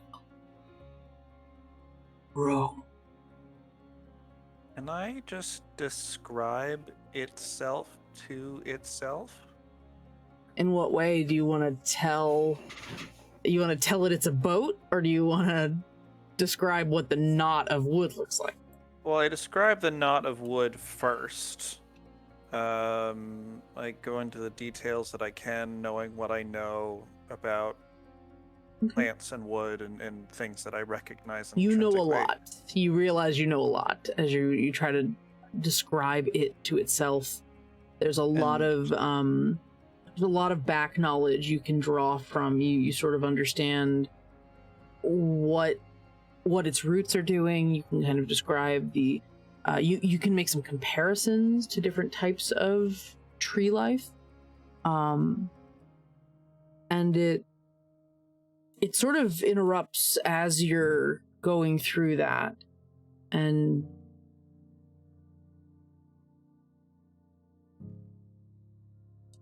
my kid.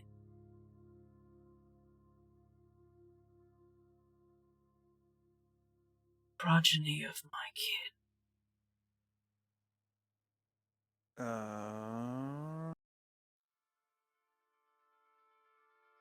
And I sort of look around. I assume that there's no sort of... Nothing we've seen gives any sort of idea of seeds of any sort, right? No. seems to be talking to you, RC. Oh. Yeah. What, me? You Yeah, hear you it sort of, look like you're part tree. you hear it shifting a little.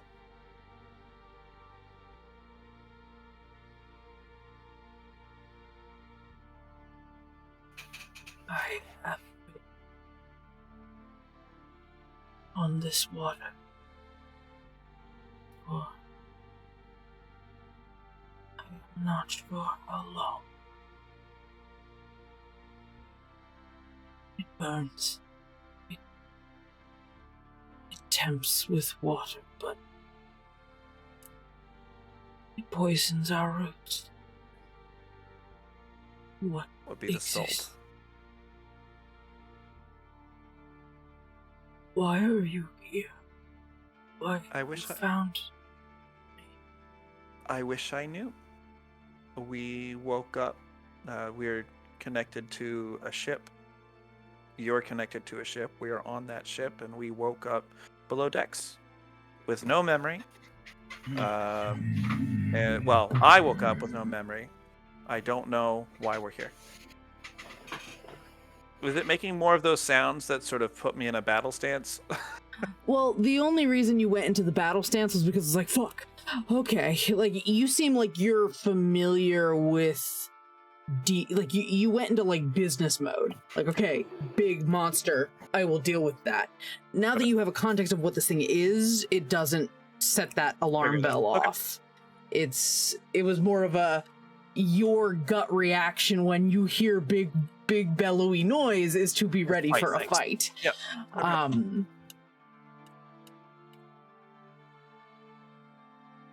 I'm not on a ship.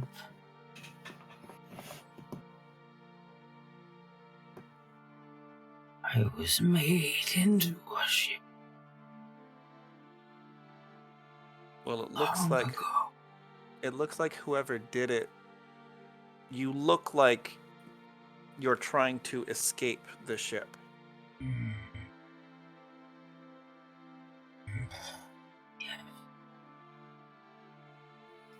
As it so happens, we are too.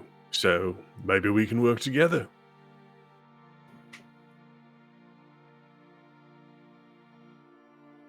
Would you like some water? I'm going to look at the other two and comment and say, Blue, Mr. Stick, can either of you, like, make some fresh water? You can check. I'll you try can to check your explain what's stuff, going on. too. It occurs to me now that they have not understood anything that's happening. So I will. It's up to you whether you were translating as it went. That's fine too. I will translate now. I will sort of summarize the situation here. Sounds good.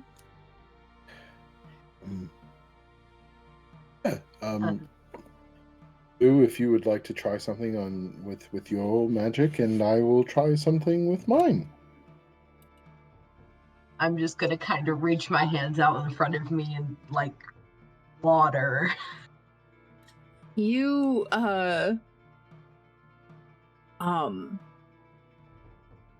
you sort of think about how to do that, and there's that you're not even noticing the glow of the gem because it's out of your vision, but as it sort of glows and kind of pulses a little bit, your mind is going through a little bit of calculus in your head. You become very conscious of the idea of, all right, we need to conjure water, but maybe not conjure, maybe more change what already is into water. And you think about the air around you and how everything in the water, on an ocean, is going to be very, very moist, very humid, and that you might be able to maybe focus on that.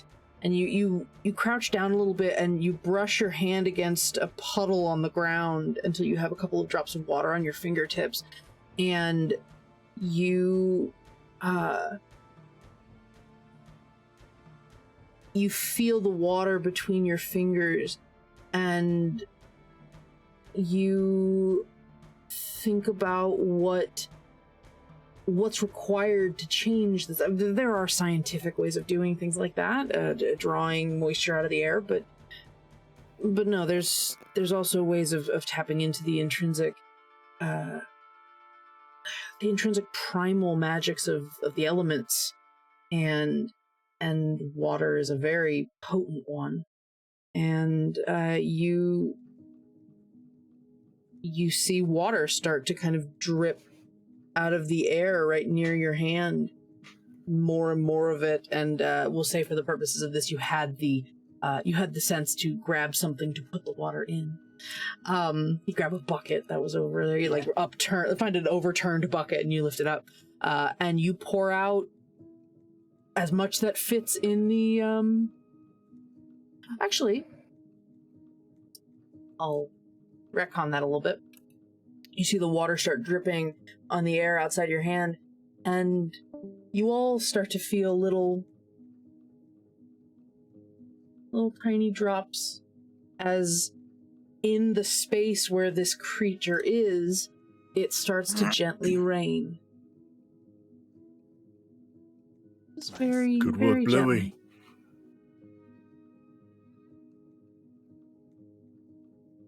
How's that, Mr.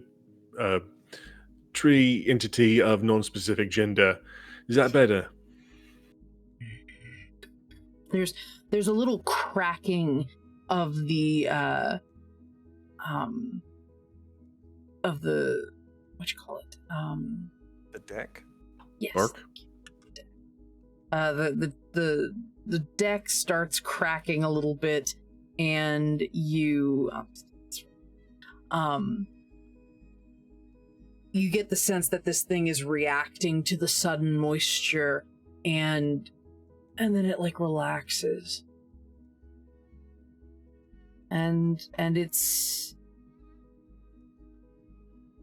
resting. You hear, even those of you who can't understand what it's saying unless it's being translated for you, it feels like it has actively exhaled.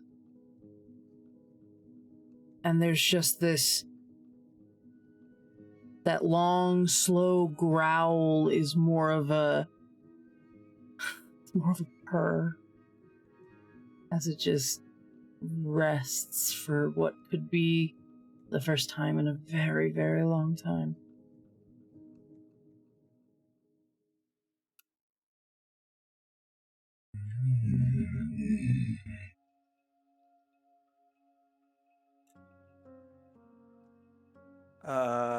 I'm gonna give it a minute, and I'm gonna see if there are lifeboats. You see that yes, there is a lifeboat. Well, there's two lifeboats, but one of them is like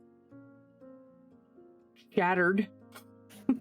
One of them intact, far enough away from where the rocks impacted that you think it might be seaworthy. Though you do get a sense that Bo can maybe fix any additional cracks that are in it, because they seem to have fixed their loot. So, Can this lifeboat fit all of us plus our Fey friend there? Which is a challenging question, because the Fey friend appears to also be the boat. But yeah, I'm getting the sense that there's like the creature, and then what the creature was made into, and there's the way you described it, it feels like there's a bit of separation there. It's a little harder than that. This is a weird way to describe it, but you guys know those fireworks that are like little snakes that come out of little tins and stuff? It's kind of like that. There is a material that is the planks of wood, but then it's like something seeped out of that wood and is part of it, and it's like growing out. It's like reverse lumber. Like, it is turning back into a tree. Like, what you imagine might have happened as you look at this creature is that you had these planks of wood, and then maybe like a knot in the plank of wood started callousing over a little bit with some bark, and then like maybe a twig started growing, and then a branch, and then a root kind of grew out of that. So they cut it down to turn it into a tree, and then the tree started coming back. Right.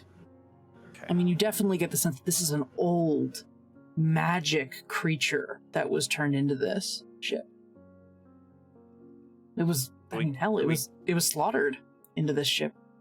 So taking the growth may not... We're running into the ship of Theseus problem. Less Ironically. ship of Theseus, more, a person is trying to get out of a block of concrete. And the hole's this big. You're not quite sure how much they're gonna survive that. Well, I feel like I can't leave it, so I'll think about that one. But I did find a lifeboat, so I'll You did. come You found back. the lifeboat. I'll come back. So I found one potentially workable lifeboat. Mr. Stick, you might want to fix holes in it. Yes. There might be a few spaces that need that. Of course. I am not sure how to help our friend here. I'm also not sure, as I look up at the cliffs, if a lifeboat is what we need or if we just need all of this rope. You hear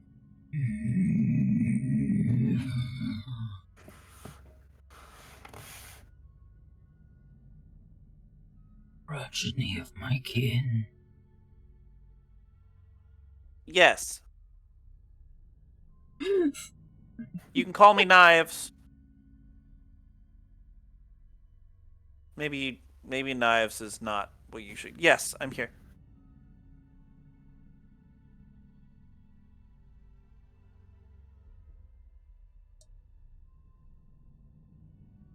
I needed to be.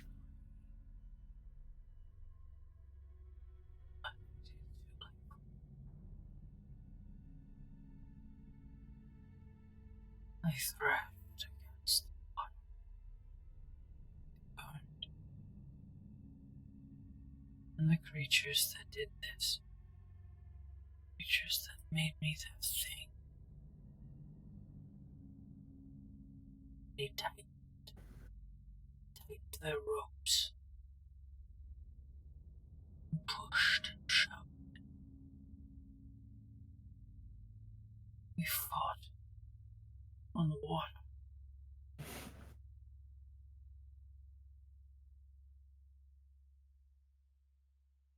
It was the only thing I could think to do. And to stop. Touch the earth. Or at least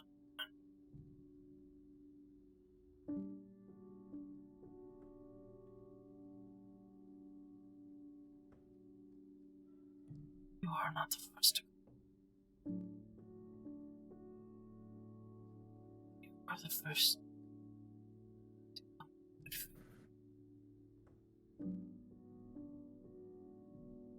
I did not know.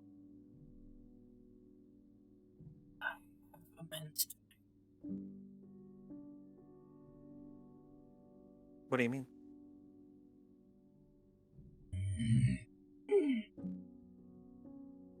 Are you the reason we can't remember? I didn't wish to be seen. I didn't wish to be found. If creatures came, oh my hull, I could frighten, rattle my ropes, bell into the deep.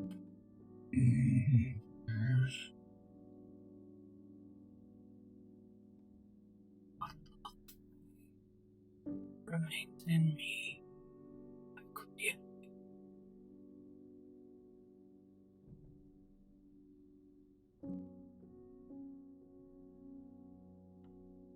Yet, it is mine.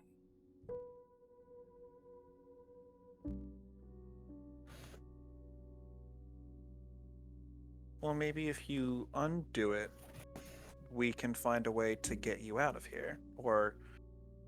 And I sort of reach back into plant knowledge and whatnot, because I know that there are some plants that you can take a clipping of and it can regrow. And it seems kind of like that's what this one is doing here. So maybe in some way, even if we don't save the one we're speaking to now, it can continue if we can bring it out.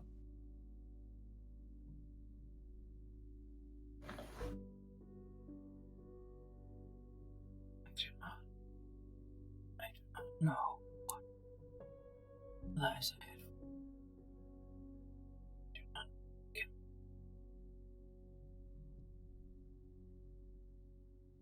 But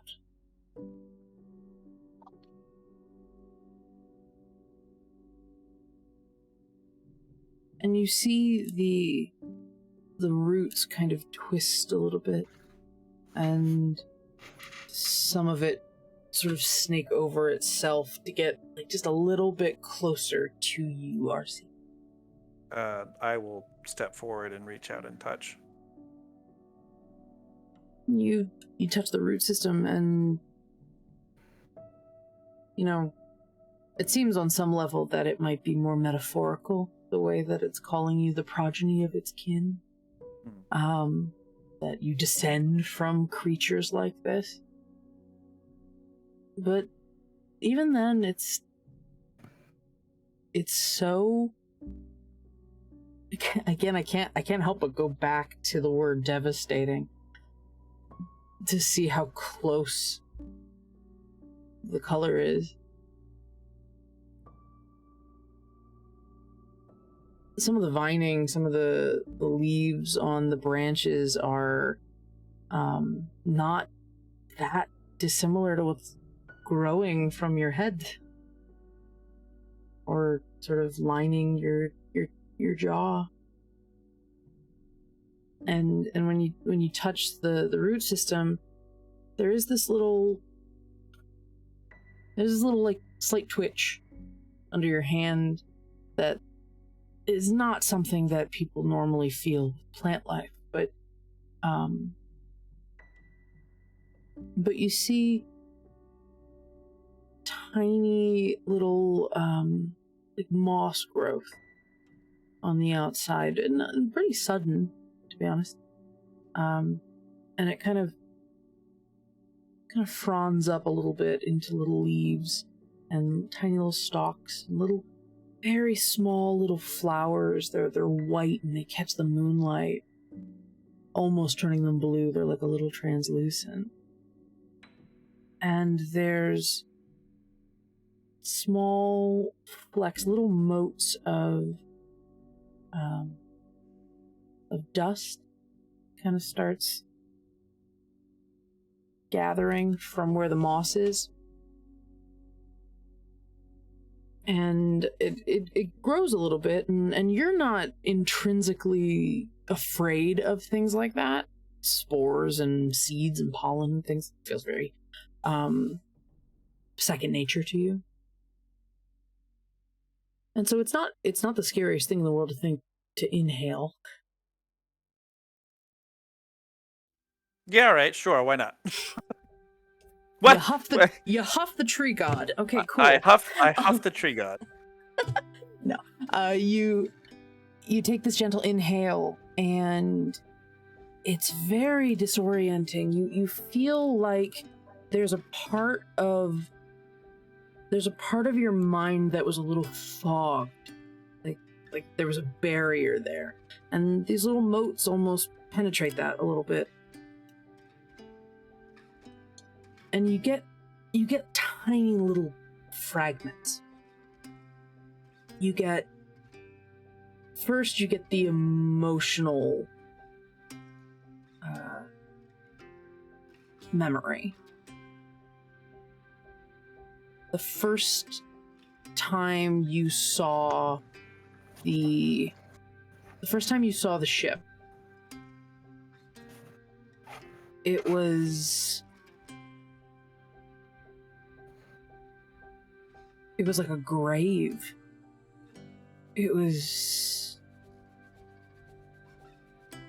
a grave where a titan had fallen and was just left out, exposed to the elements. It was disrespectful. It was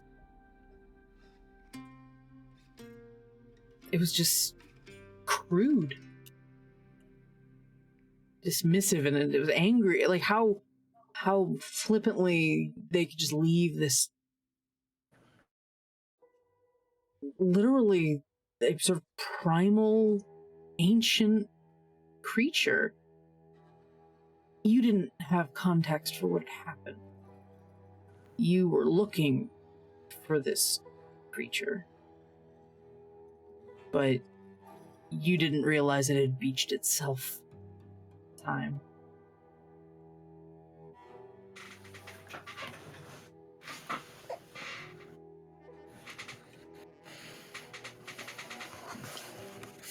But you get little glimmers of memory. The motes start spreading a little bit, and you get little pieces here and there. Progeny of my kin is not inaccurate, but you know that it might be nice for it to know your name is Silrona, rather than just a nameless... What's the word? You never know if there's another word for opposite of ancestor. Descendant. There we go. I didn't have the word. And I will write your name on your picture. Thanks. Mm-hmm. You all see RC start to breathe in and relax a little bit. And the spores start growing a little bit around you. Matthew, your little friend kind of chirps a little bit and stands up a bit attentively on your shoulder. And What? he's just kind of watching this all go down. But seems weirdly sort of excited by it. You you get a little flicker or a flash of something in your mind, and you realize it's coming from your little friend. It's a mental image of these little motes, but like a burst of them down under the deck. A big bud growing in underneath the floorboards and then exploding.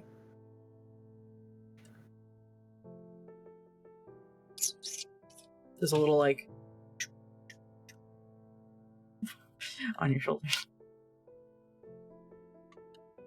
And its wings are there more of the motes like floating around still, or has he sticked them all up? It's starting to grow a little bit more to be a cloud that you probably have to step into, but it is sort of growing enough that it's meant to reach all of you if it can. I'll step into it. And your little friend flutters his wings, and they catch the light. You get these little jewel tone flickers around, and you sort of have same with RC. It was this: you get the emotion first. You don't get the facts and the details right away. You had a more honor reaction, like an honor-focused reaction to this. It also felt like a bit of a slight against against the natural order of things to turn a creature into a vessel.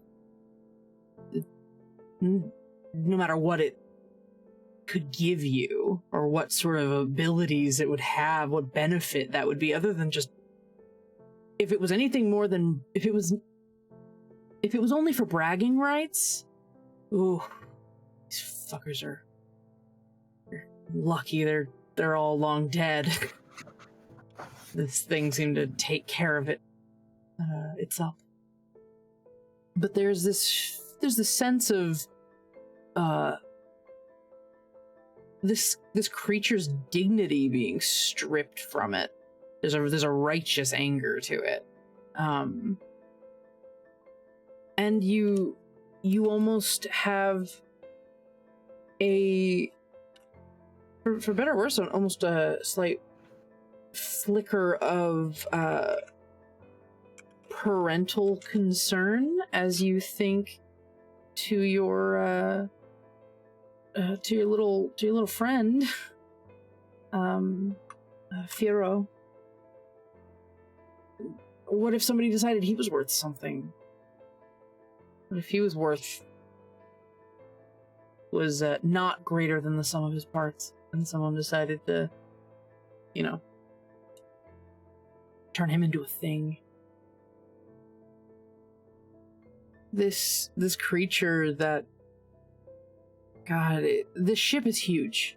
This is a huge ship. Probably technically gargantuan. What it was before must have been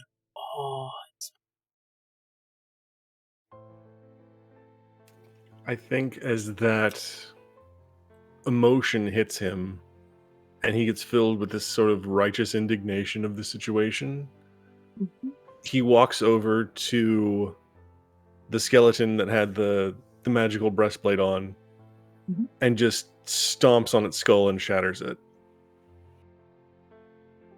Fair enough.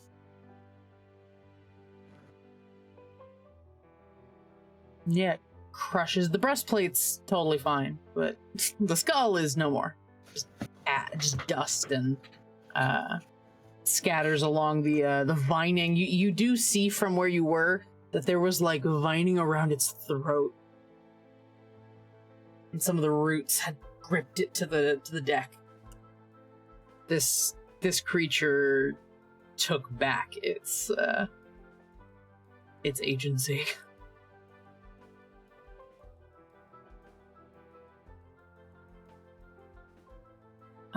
And you hear another simple thing from from Firo.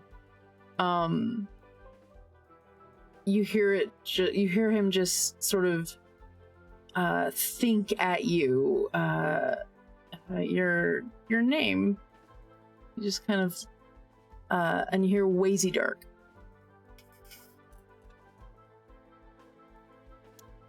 A very whimsical name for a fairly whimsical person. No, that chat.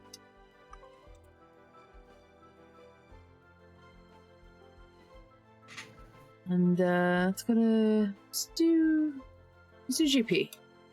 What do you do? Do you let the sort of little motes of light? What's going through your head right now with all of this? Honestly, he's just been listening, paying attention, trying to pick up the broken bits of language that he understood, to kind of get an idea.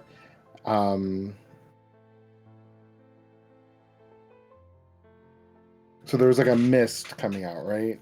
Yeah, it's like dust. It's little pollen motes, little tiny particulates, and now there's a bit of a cloud forming. Mr. Stick is gonna walk into the. I completely forgot that was happening, Mr. Stick. Okay. And you have this little inhale, and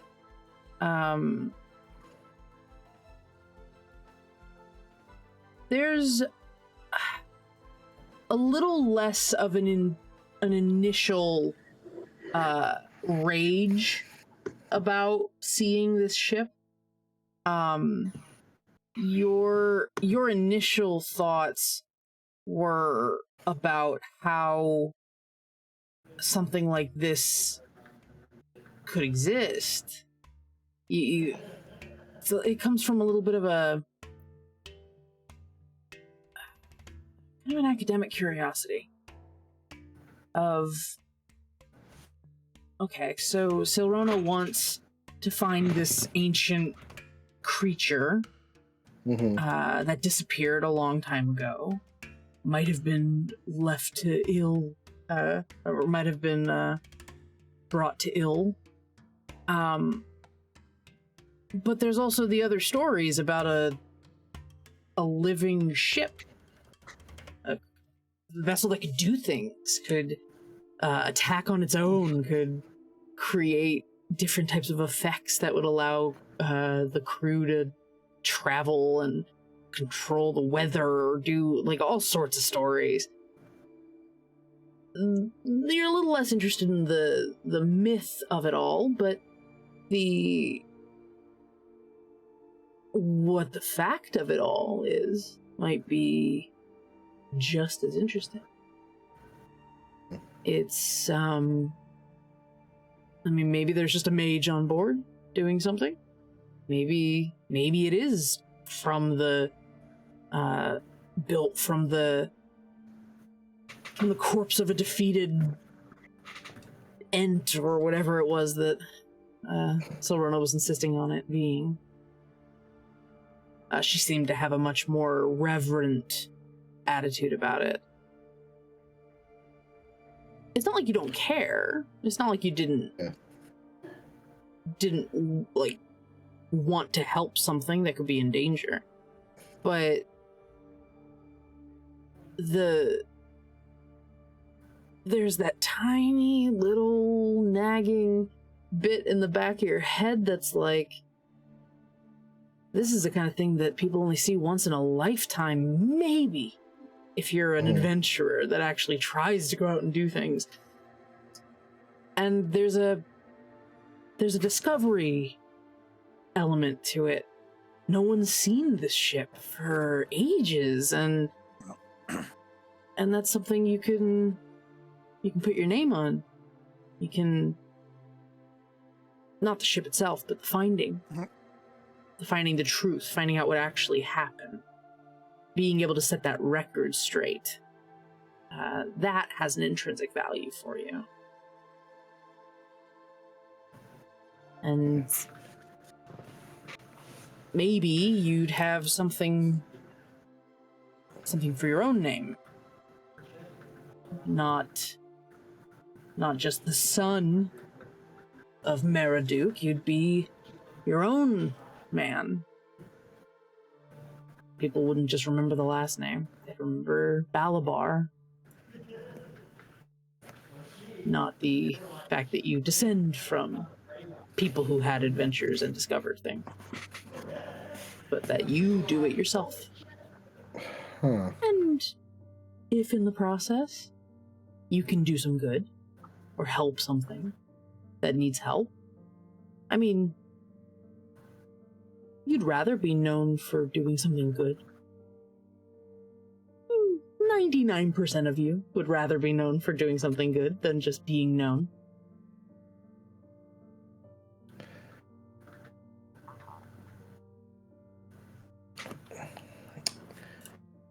I'm gonna look at the wand / stick. And can I see the wood, the knotted wood? It is polished and painted. It's beautifully made. You can't quite see the type of wood it is. It feels, well, now that you know, it's not made of living wood, it's made of petrified wood. It's actually a fossil that was sort of crafted into a focus for you. Okay. Alright, There might be something to drink about later about having an object that was potentially created from something, but you're not certain it was made from a being like this ship Okay. was. alright. So, we're trying to, like, release this creature from the wreckage, or what's our plan? How do we help? So, what is it? Silvra? No. Silrona. Silrona, thank you. Mhm. So, Silrona looks around at the rope. And then Silrona looks up at the cliffside. How high is the cliffside? Pretty fucking high. It's probably like, it's easily 1,000 feet. And we can't see around the cliff face to see if there's a... No, you guys are like right smashed into the tip of this place, and then there's just kind of like, there's not even beach, it's just cliff sides and rocks on either direction, and so you might actually be like on the tip of a landmass.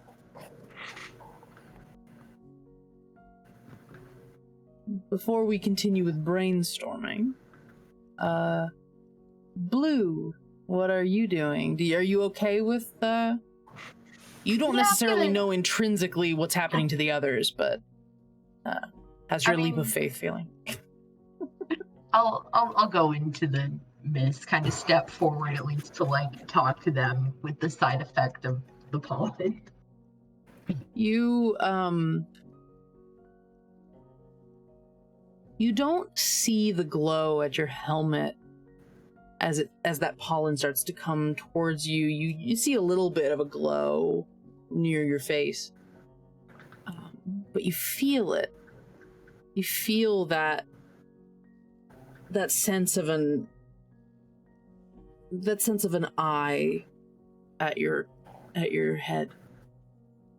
The idea of peering into truth or understanding it. And yeah, you want to know. Bad habit. And you lean into the little moats, and as you inhale, there is an exhale in every cell of your body. The feeling of not understanding who you are, what you are. That is antithetical to your entire existence. It feels, maybe more than most, it feels better for that gap, that shadow of mystery to be lifted. And that fog for everybody else was more like a shadow for you in your mind. And when the moats sort of start to shed the shadow away from you, it's more like a lantern or an open flame. Indigo, deep blue, clearing out the space and shining over all of the last few days, the last few hours of what's been going on. And a little bit like Balabar, you wanted to understand. You wanted to know what this was. It was out there. Why everything you do is in service to understanding or to share that knowledge with people and to understand the essence of the spectacular and supernatural things that are part of this world, part of existence. And so the idea of helping a person that you've spent a lot of time with, helping them reach some element of self-actualization by freeing or at least discovering a lost ancestor or a lost creature that is a part of her history. It's a very noble pursuit. I mean, hell, it's divinely ordained, one might say.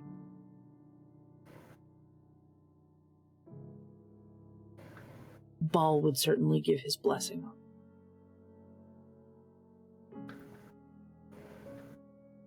And it was so weird when you got here. The ship was covered in growth, life, despite how unhospitable the environment would be to this sort of plant growth. And Silrona could maybe count on her finger how many vegetative creatures would be able to survive a saltwater environment like that. I mean, she's killed a few of them, but it's just sort of it was so unlikely to be anything but what she was expecting, that it had to have been this being. And then right before everything went unpleasantly dark, more unpleasant than most, you remember the growths of sort of little puff balls, like little mushroom puff balls that grew out of the woodwork, and you were like, wow, that's so interesting. Right in your fucking face. And god damn it, you're so happy your loot's okay. It's not magic, it's sentimental. It's not something you use to cast magic. It's not something it's merely the thing you use to share what you learn with everyone else. Some of them get a little irritated with your slightly sillier mnemonic songs, but they fucking remember the schools of magic. So, you know, that's what it is. Did I make you Maria from Sound of Music? Maybe. Abjuration protects your honestly, a little bit of that, a little bit of Tom Lehrer. But yeah, you remember the poof. So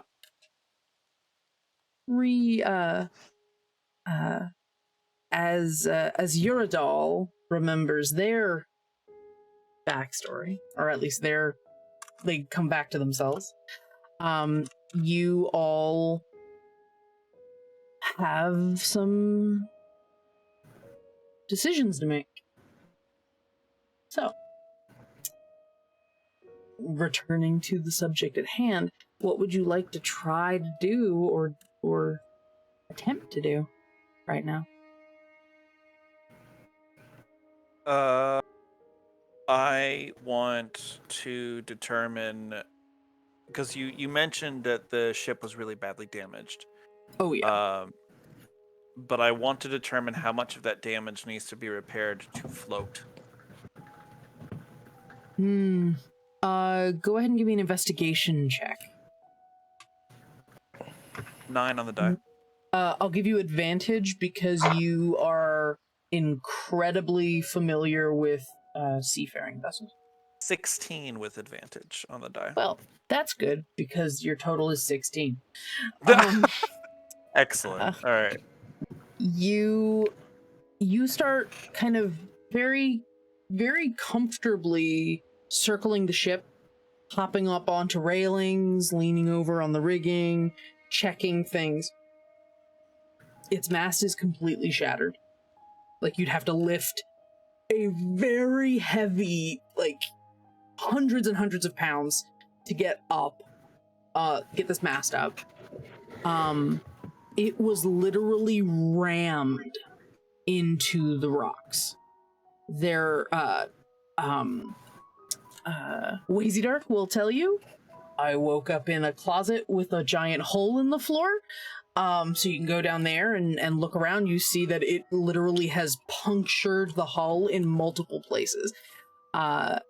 Theoretically, you could try to repair it. The mast is probably something you would need a dock to fix. But I mean, it's not like you're super confident in the general deadlifting skills of anybody in this group, but if you were able to rest, it'd be slow. Could take you days and days. You could try. Here are my thoughts, and I'll come back up and so we can do this together. So here are my thoughts. We could potentially fix the ship. Kind of. I think we can use some of the ropes that we have here and maybe jury rig something to get the mast up. But it would be really hard and it would involve climbing that cliff face. Barring that, maybe we can patch the hull and figure out a different way to get ourselves moving. And before anybody says anything, yes, it is about rescuing the ship itself, but also even if it wasn't about rescuing the ship itself, I have no idea where we are. There's no good way up the cliffs that we can see. And going out to sea in a lifeboat is not likely to get us any better options.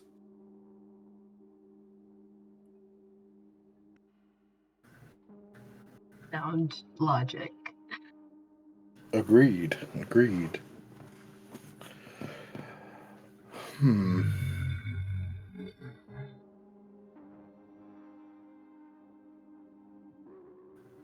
You intend.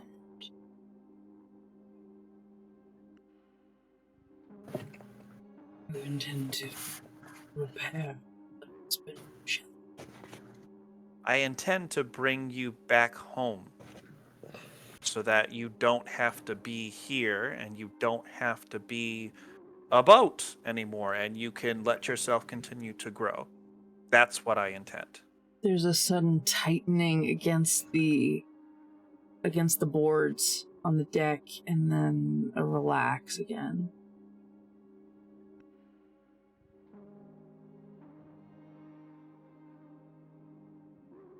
If you will help me, I will try. Yeah.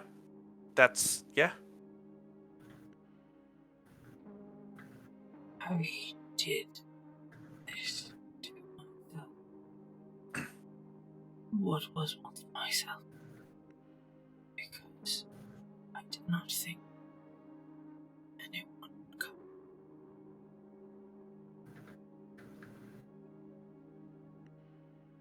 Well, we did. And we're here. And I'm not going to leave without you.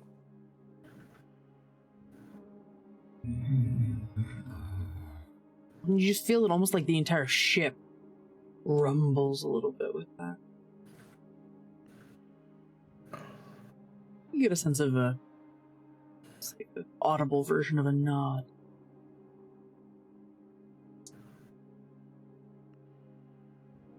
So, what we'll say is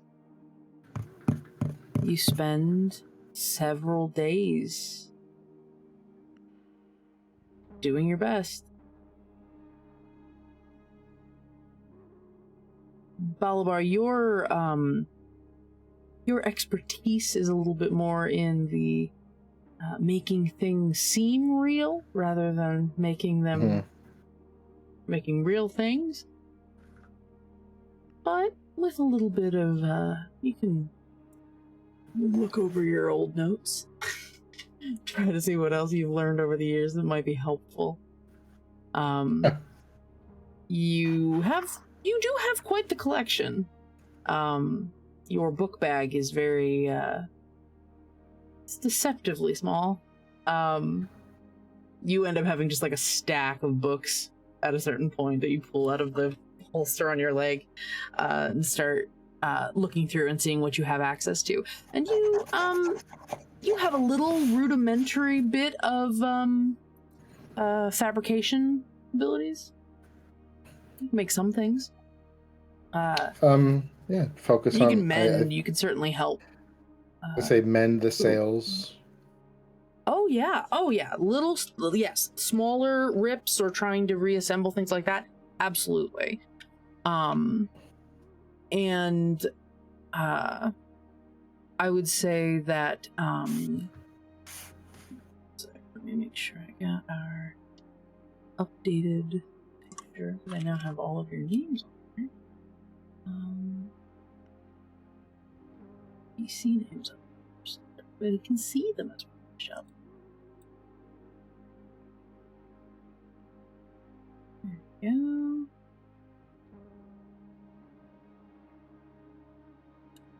So I would say that Uradol and Wazy Dark are definitely the two strongest. Wazy Dark, you're not super strong, but like you can carry. You are a verifiable unit, so as I've been told, it's not all for show. One other thing I want to do, though, go for it. I want to use, if we're like remembering things and like the things we can do, I want to use spider climb to go up the cliff. Oh, absolutely. And look around, see if there's anything that might be useful. Sure. Settlements nearby. Fiero is just like following you up. He tries to turn into a race. He's silly like that. He keeps you young. And I love him. Yes. And tries to he reminds you of from where you came, not to get too serious and don't get too stuck in the mud. And yeah, so you would climb while they're working on stuff, or maybe like first thing in the morning before everybody's working. You climb up and you see that you are in fact on the tip of a small island that appears to be along a chain of islands, like a little archipelago. And you don't know quite like how far out it goes because there's a bit of fog in the distance, but it does seem like there are a few, at least one of them looks vaguely inhabited. There might be a village or something on it. So it's not it's not a complete wasteland. If that's the case, I will suggest that while we're working on the boat, that one or two of us take the lifeboat and head in that direction to see who lives there. Sure. Makes sense. Okay. I would say amongst all of you, probably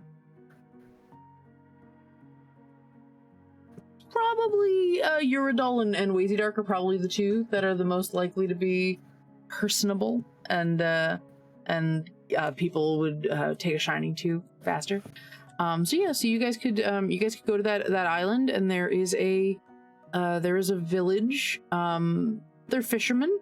They've got a little bit of seafaring knowledge as fishermen, and a little bit of ship repair understanding. With the right bit of convincing, you could potentially hire some of them to help with the mast, because they would have the materials potentially needed to do that. And then from them, can we also like figure out where we are? Sure. Oh yeah, yeah. You can figure out what sea you're in, and from there you're a ways away from home. This was a long journey, with a very specific goal in mind. There was a lot of scrying, a lot of playing Battleship on the map, trying to find the ship, using any scrap of divination and divine guidance that you could manage, and all the clues that you could find to track down what is essentially a ship that is its own treasure map. Yeah, you can find out your location. And I would say, everybody give me an, I'm gonna call it a constitution check. Weird check, but 3 7. and 3, 7. I rolled a 19. Okay, so, unfortunately, Balabar's not the one doing the heavy lifting, so, like, his endurance for all of this is great because he's been reading books. It does take you a little while. Probably takes you a week and a half to actually, like, constant working. It's exhausting. You do manage to pay your way. You can probably barter some of the magic items that you found on the ship that you don't want or find use for. It's a little less valuable for these random fishermen than you would get from, like, someone in a more sort of urban place or more adventurer types. But besides just the fact that you can pay them in things that they can then go sell somewhere else, you're able to hire them to help with a lot of the labor. It cuts down a little bit. Like, this could have been weeks and weeks of work that probably got cut down quite a bit by having Silrona and a number of other very experienced shipwrights and sailors. The Titan, or the tree, helps a little bit. It doesn't have as much energy as it probably once did for things. You get the sense that the stress of actually sort of vying for control of its path and fighting the things that were sailing it took a lot out of it. And so it doesn't really have much energy, but as Uridal's doing any mending, or Silrona's doing more mundane carpentry on the ship, you do sense every so often the beams are, like, sort of fusing with more natural shapes. There's vining or roots starting to grow into the ship, to kind of shore it up a little bit, no pun intended. And you, after these weeks of work, you find that you have a sailable vessel. You can risk going out onto the water with it. And it is obviously going to be a little slapdash. It's not going to be the most aesthetically pleasing ship, but there's also something so much more itself than before, as you see these, like, very natural, almost veining root systems growing on the outside of it and on the inside. And Silrona and Wazy Dark, you both understand it when it speaks, and it's speaking Sylvan. And it seems still very tired. It's very old and has been through a lot. But it feels relaxed in a way that it hasn't felt since before, which is the only way it describes what happened to it. Alvar would like to do something. Yeah, go ahead. Okay. So Balabar is going to go and ask,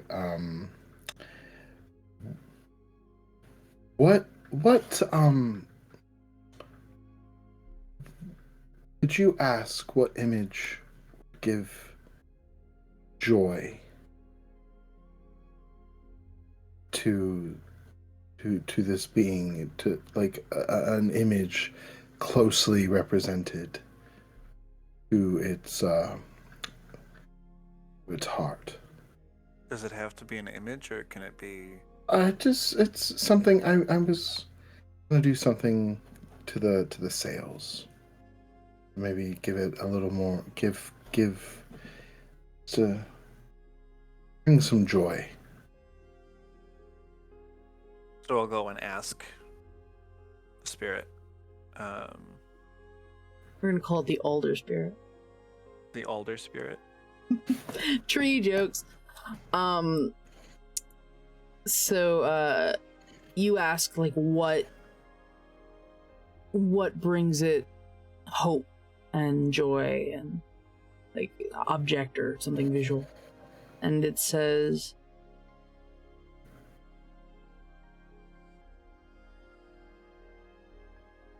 when we were beached upon the rocks, storms raged, clouds covered this land. This ocean.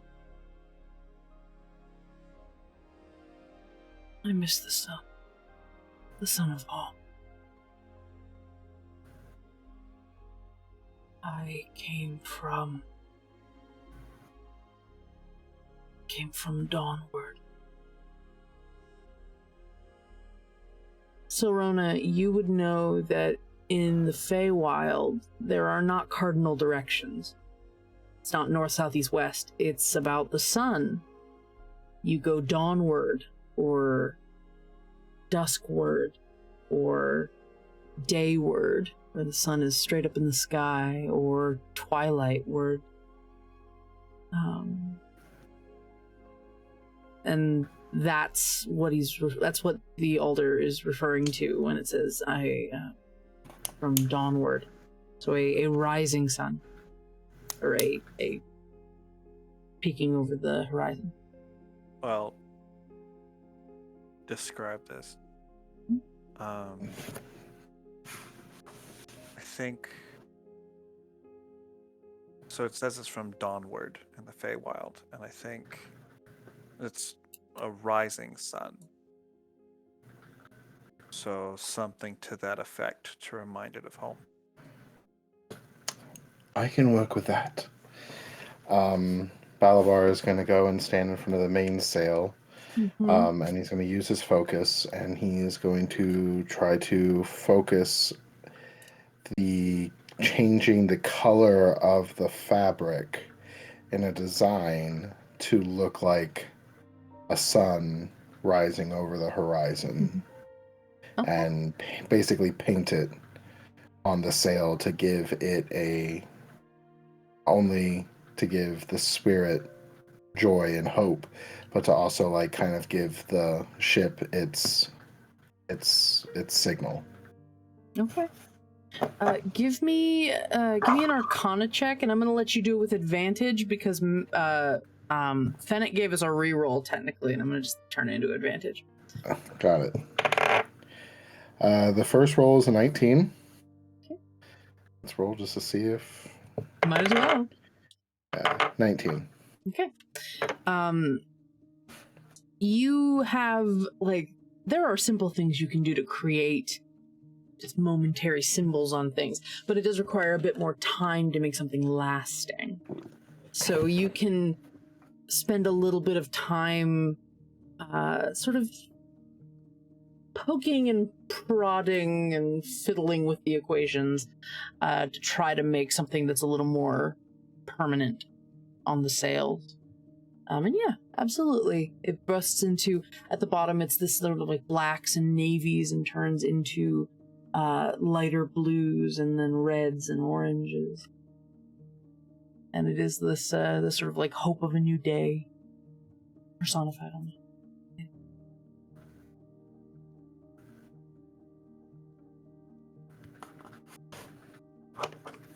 There.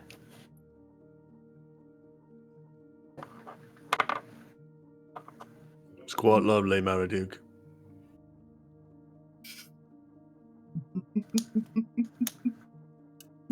Dap.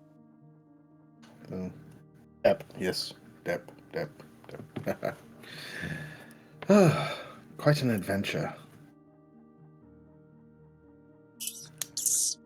I feel like we'll be done when we're home.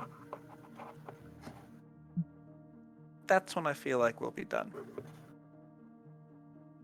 When they're home. Yes.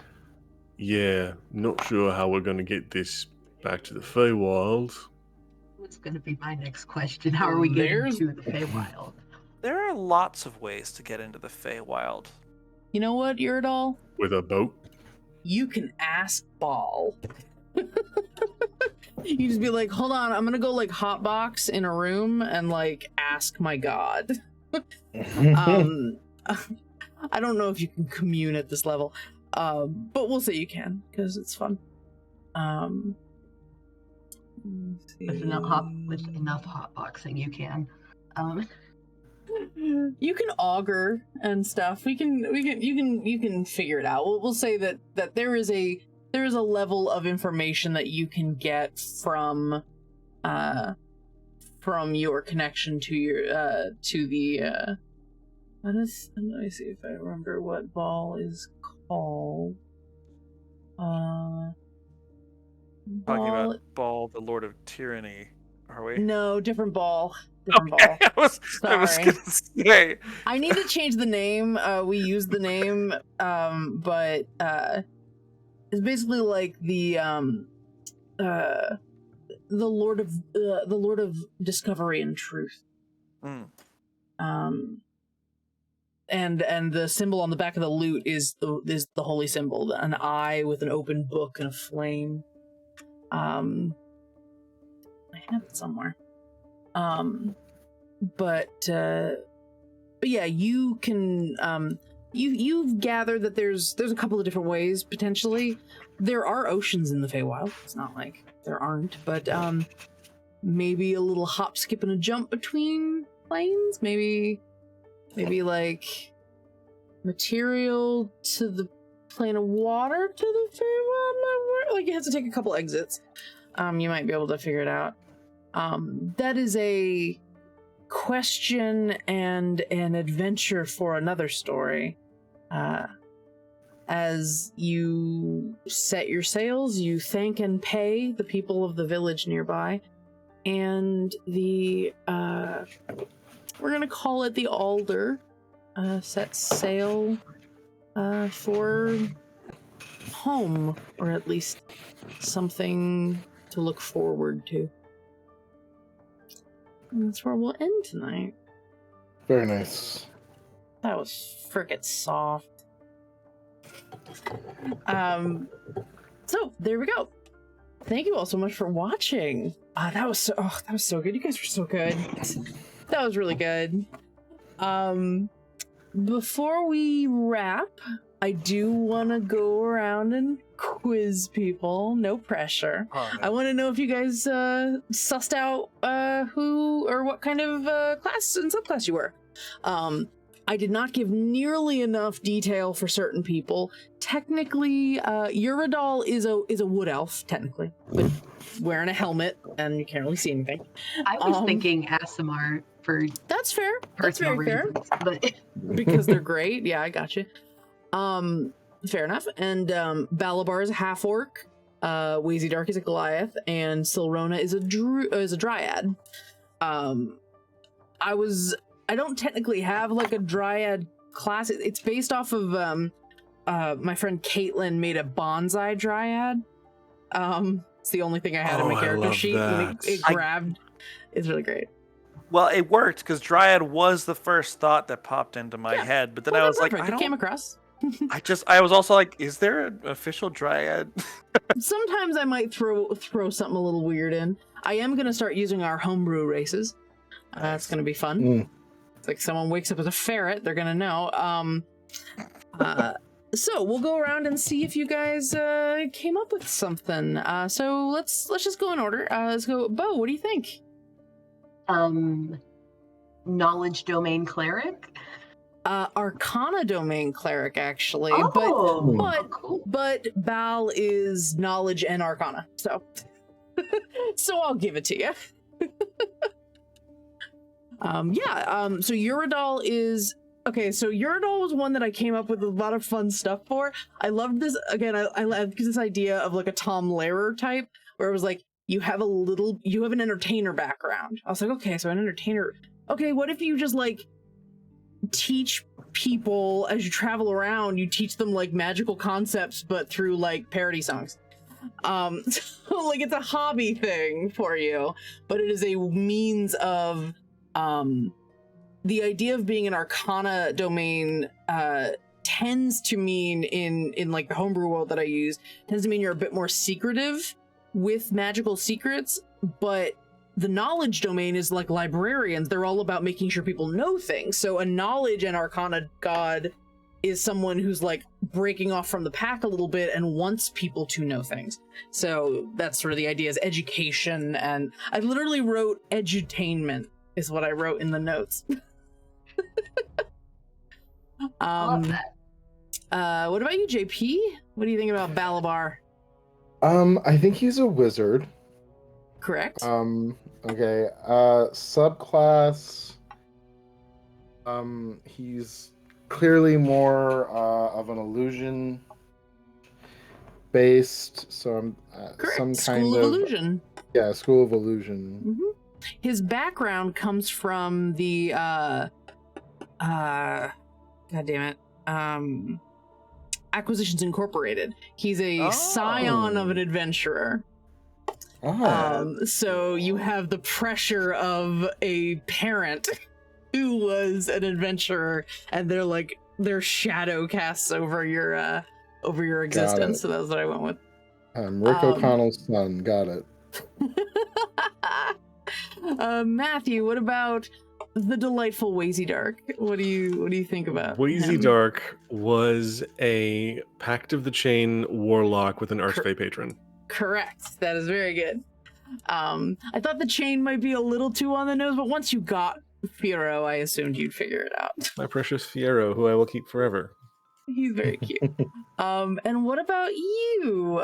Yours, RC, might be a little weird. We didn't quite get to all of the detail for what subclass you are, but well, I feel like the vast majority of stuff I did was either related to background or ancestry, and there wasn't a whole lot that I did with it other than knowing that I have average intelligence, below average strength, and good dex. So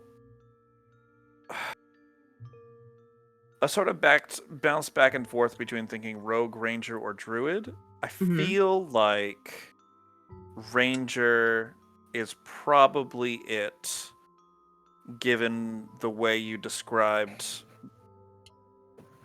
the encounter before the illusion was revealed. Congratulations, yes, you are a ranger. Wait, I'm not. Yeah, I was gonna say, let me. So my first thought, because I was looking through and because I don't know the ranger subclasses super well.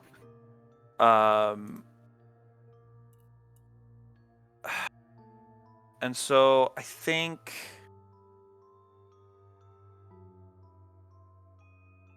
Because I feel like if I was Horizon Walker, I would have a better idea of how to get the ship home. Yeah, I would think that too. So not Horizon Walker, Gloomstalker, Beastmaster, all out, Stormkeeper, Drake Warden, all out. I felt like Hunter. Okay. Just because of the way that you described going after things bigger than me. Monster Slayer, maybe, but I don't know. It's hard for me to say But yeah, we didn't tap really heavily into your class.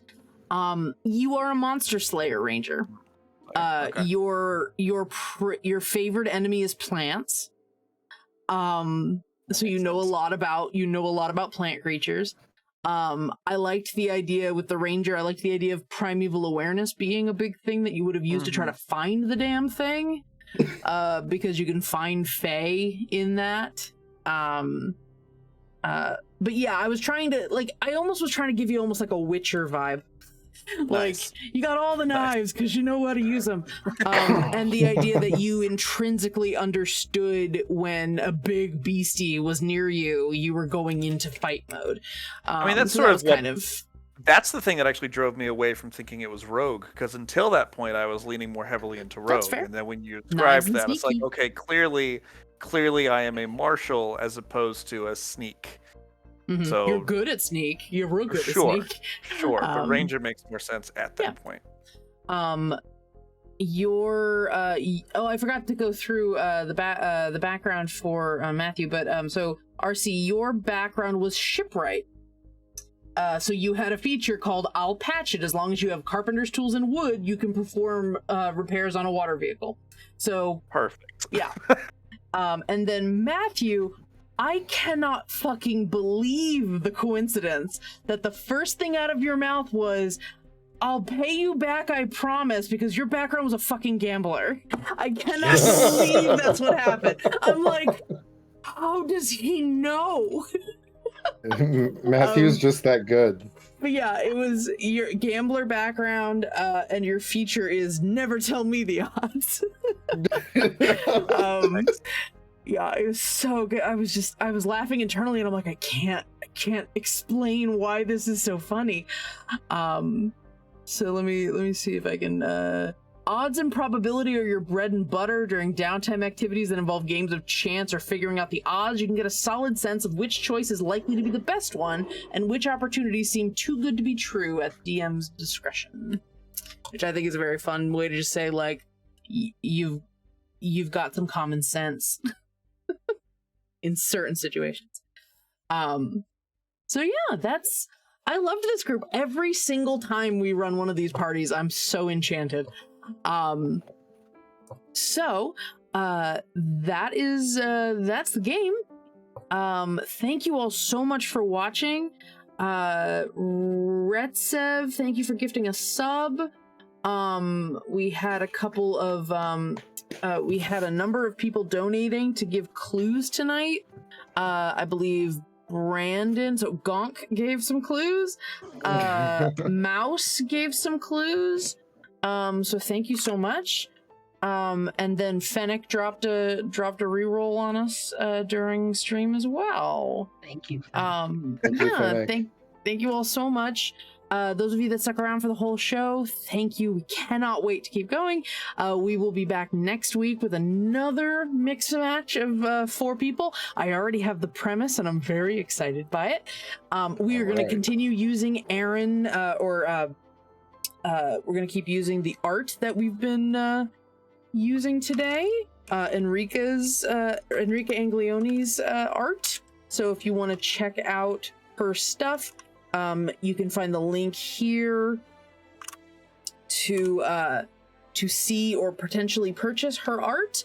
I will turn on the portraits really quick so you guys can see what we were working with. And her art's absolutely beautiful. They're all done in different styles, or rather different themes. And I'm very, very excited about next week. My absolute favorite piece that she made is all of her little friends and familiars section, which I realize I should have used tonight. But I'm so pleased with Firo that I don't want to change him ever. I will say that one of the pieces of the little friends, little helpers is the set. It includes a clockwork duck, a punk rat with a mohawk, a hawk with a monocle and a top hat. Feels very Matthew.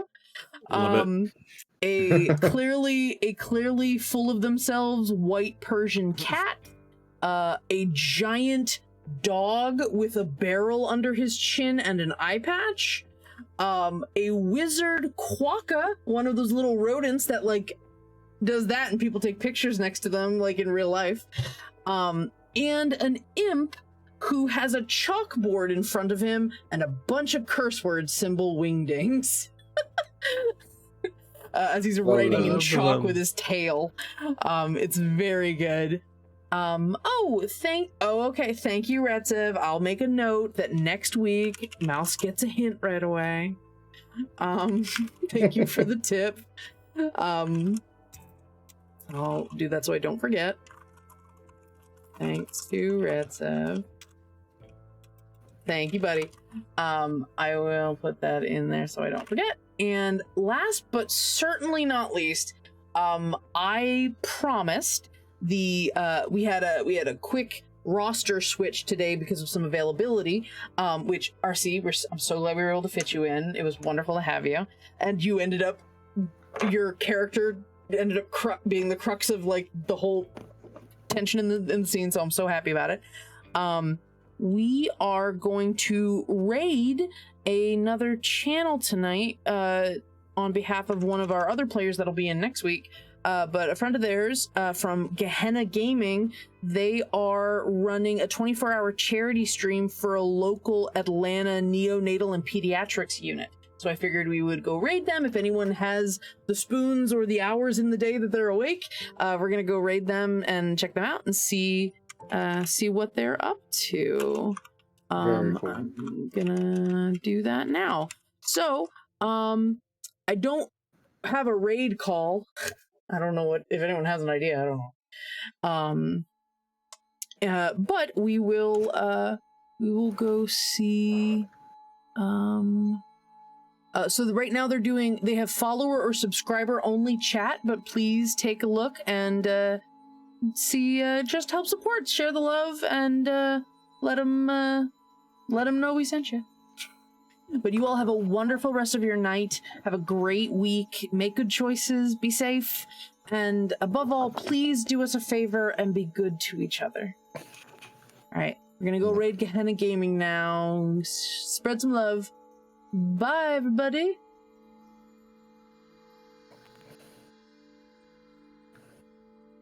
And I think we're out. We are raiding. I never know how to do it. Whether we should like stop the stream after. Nope, we are still on stream. Okay. Bye.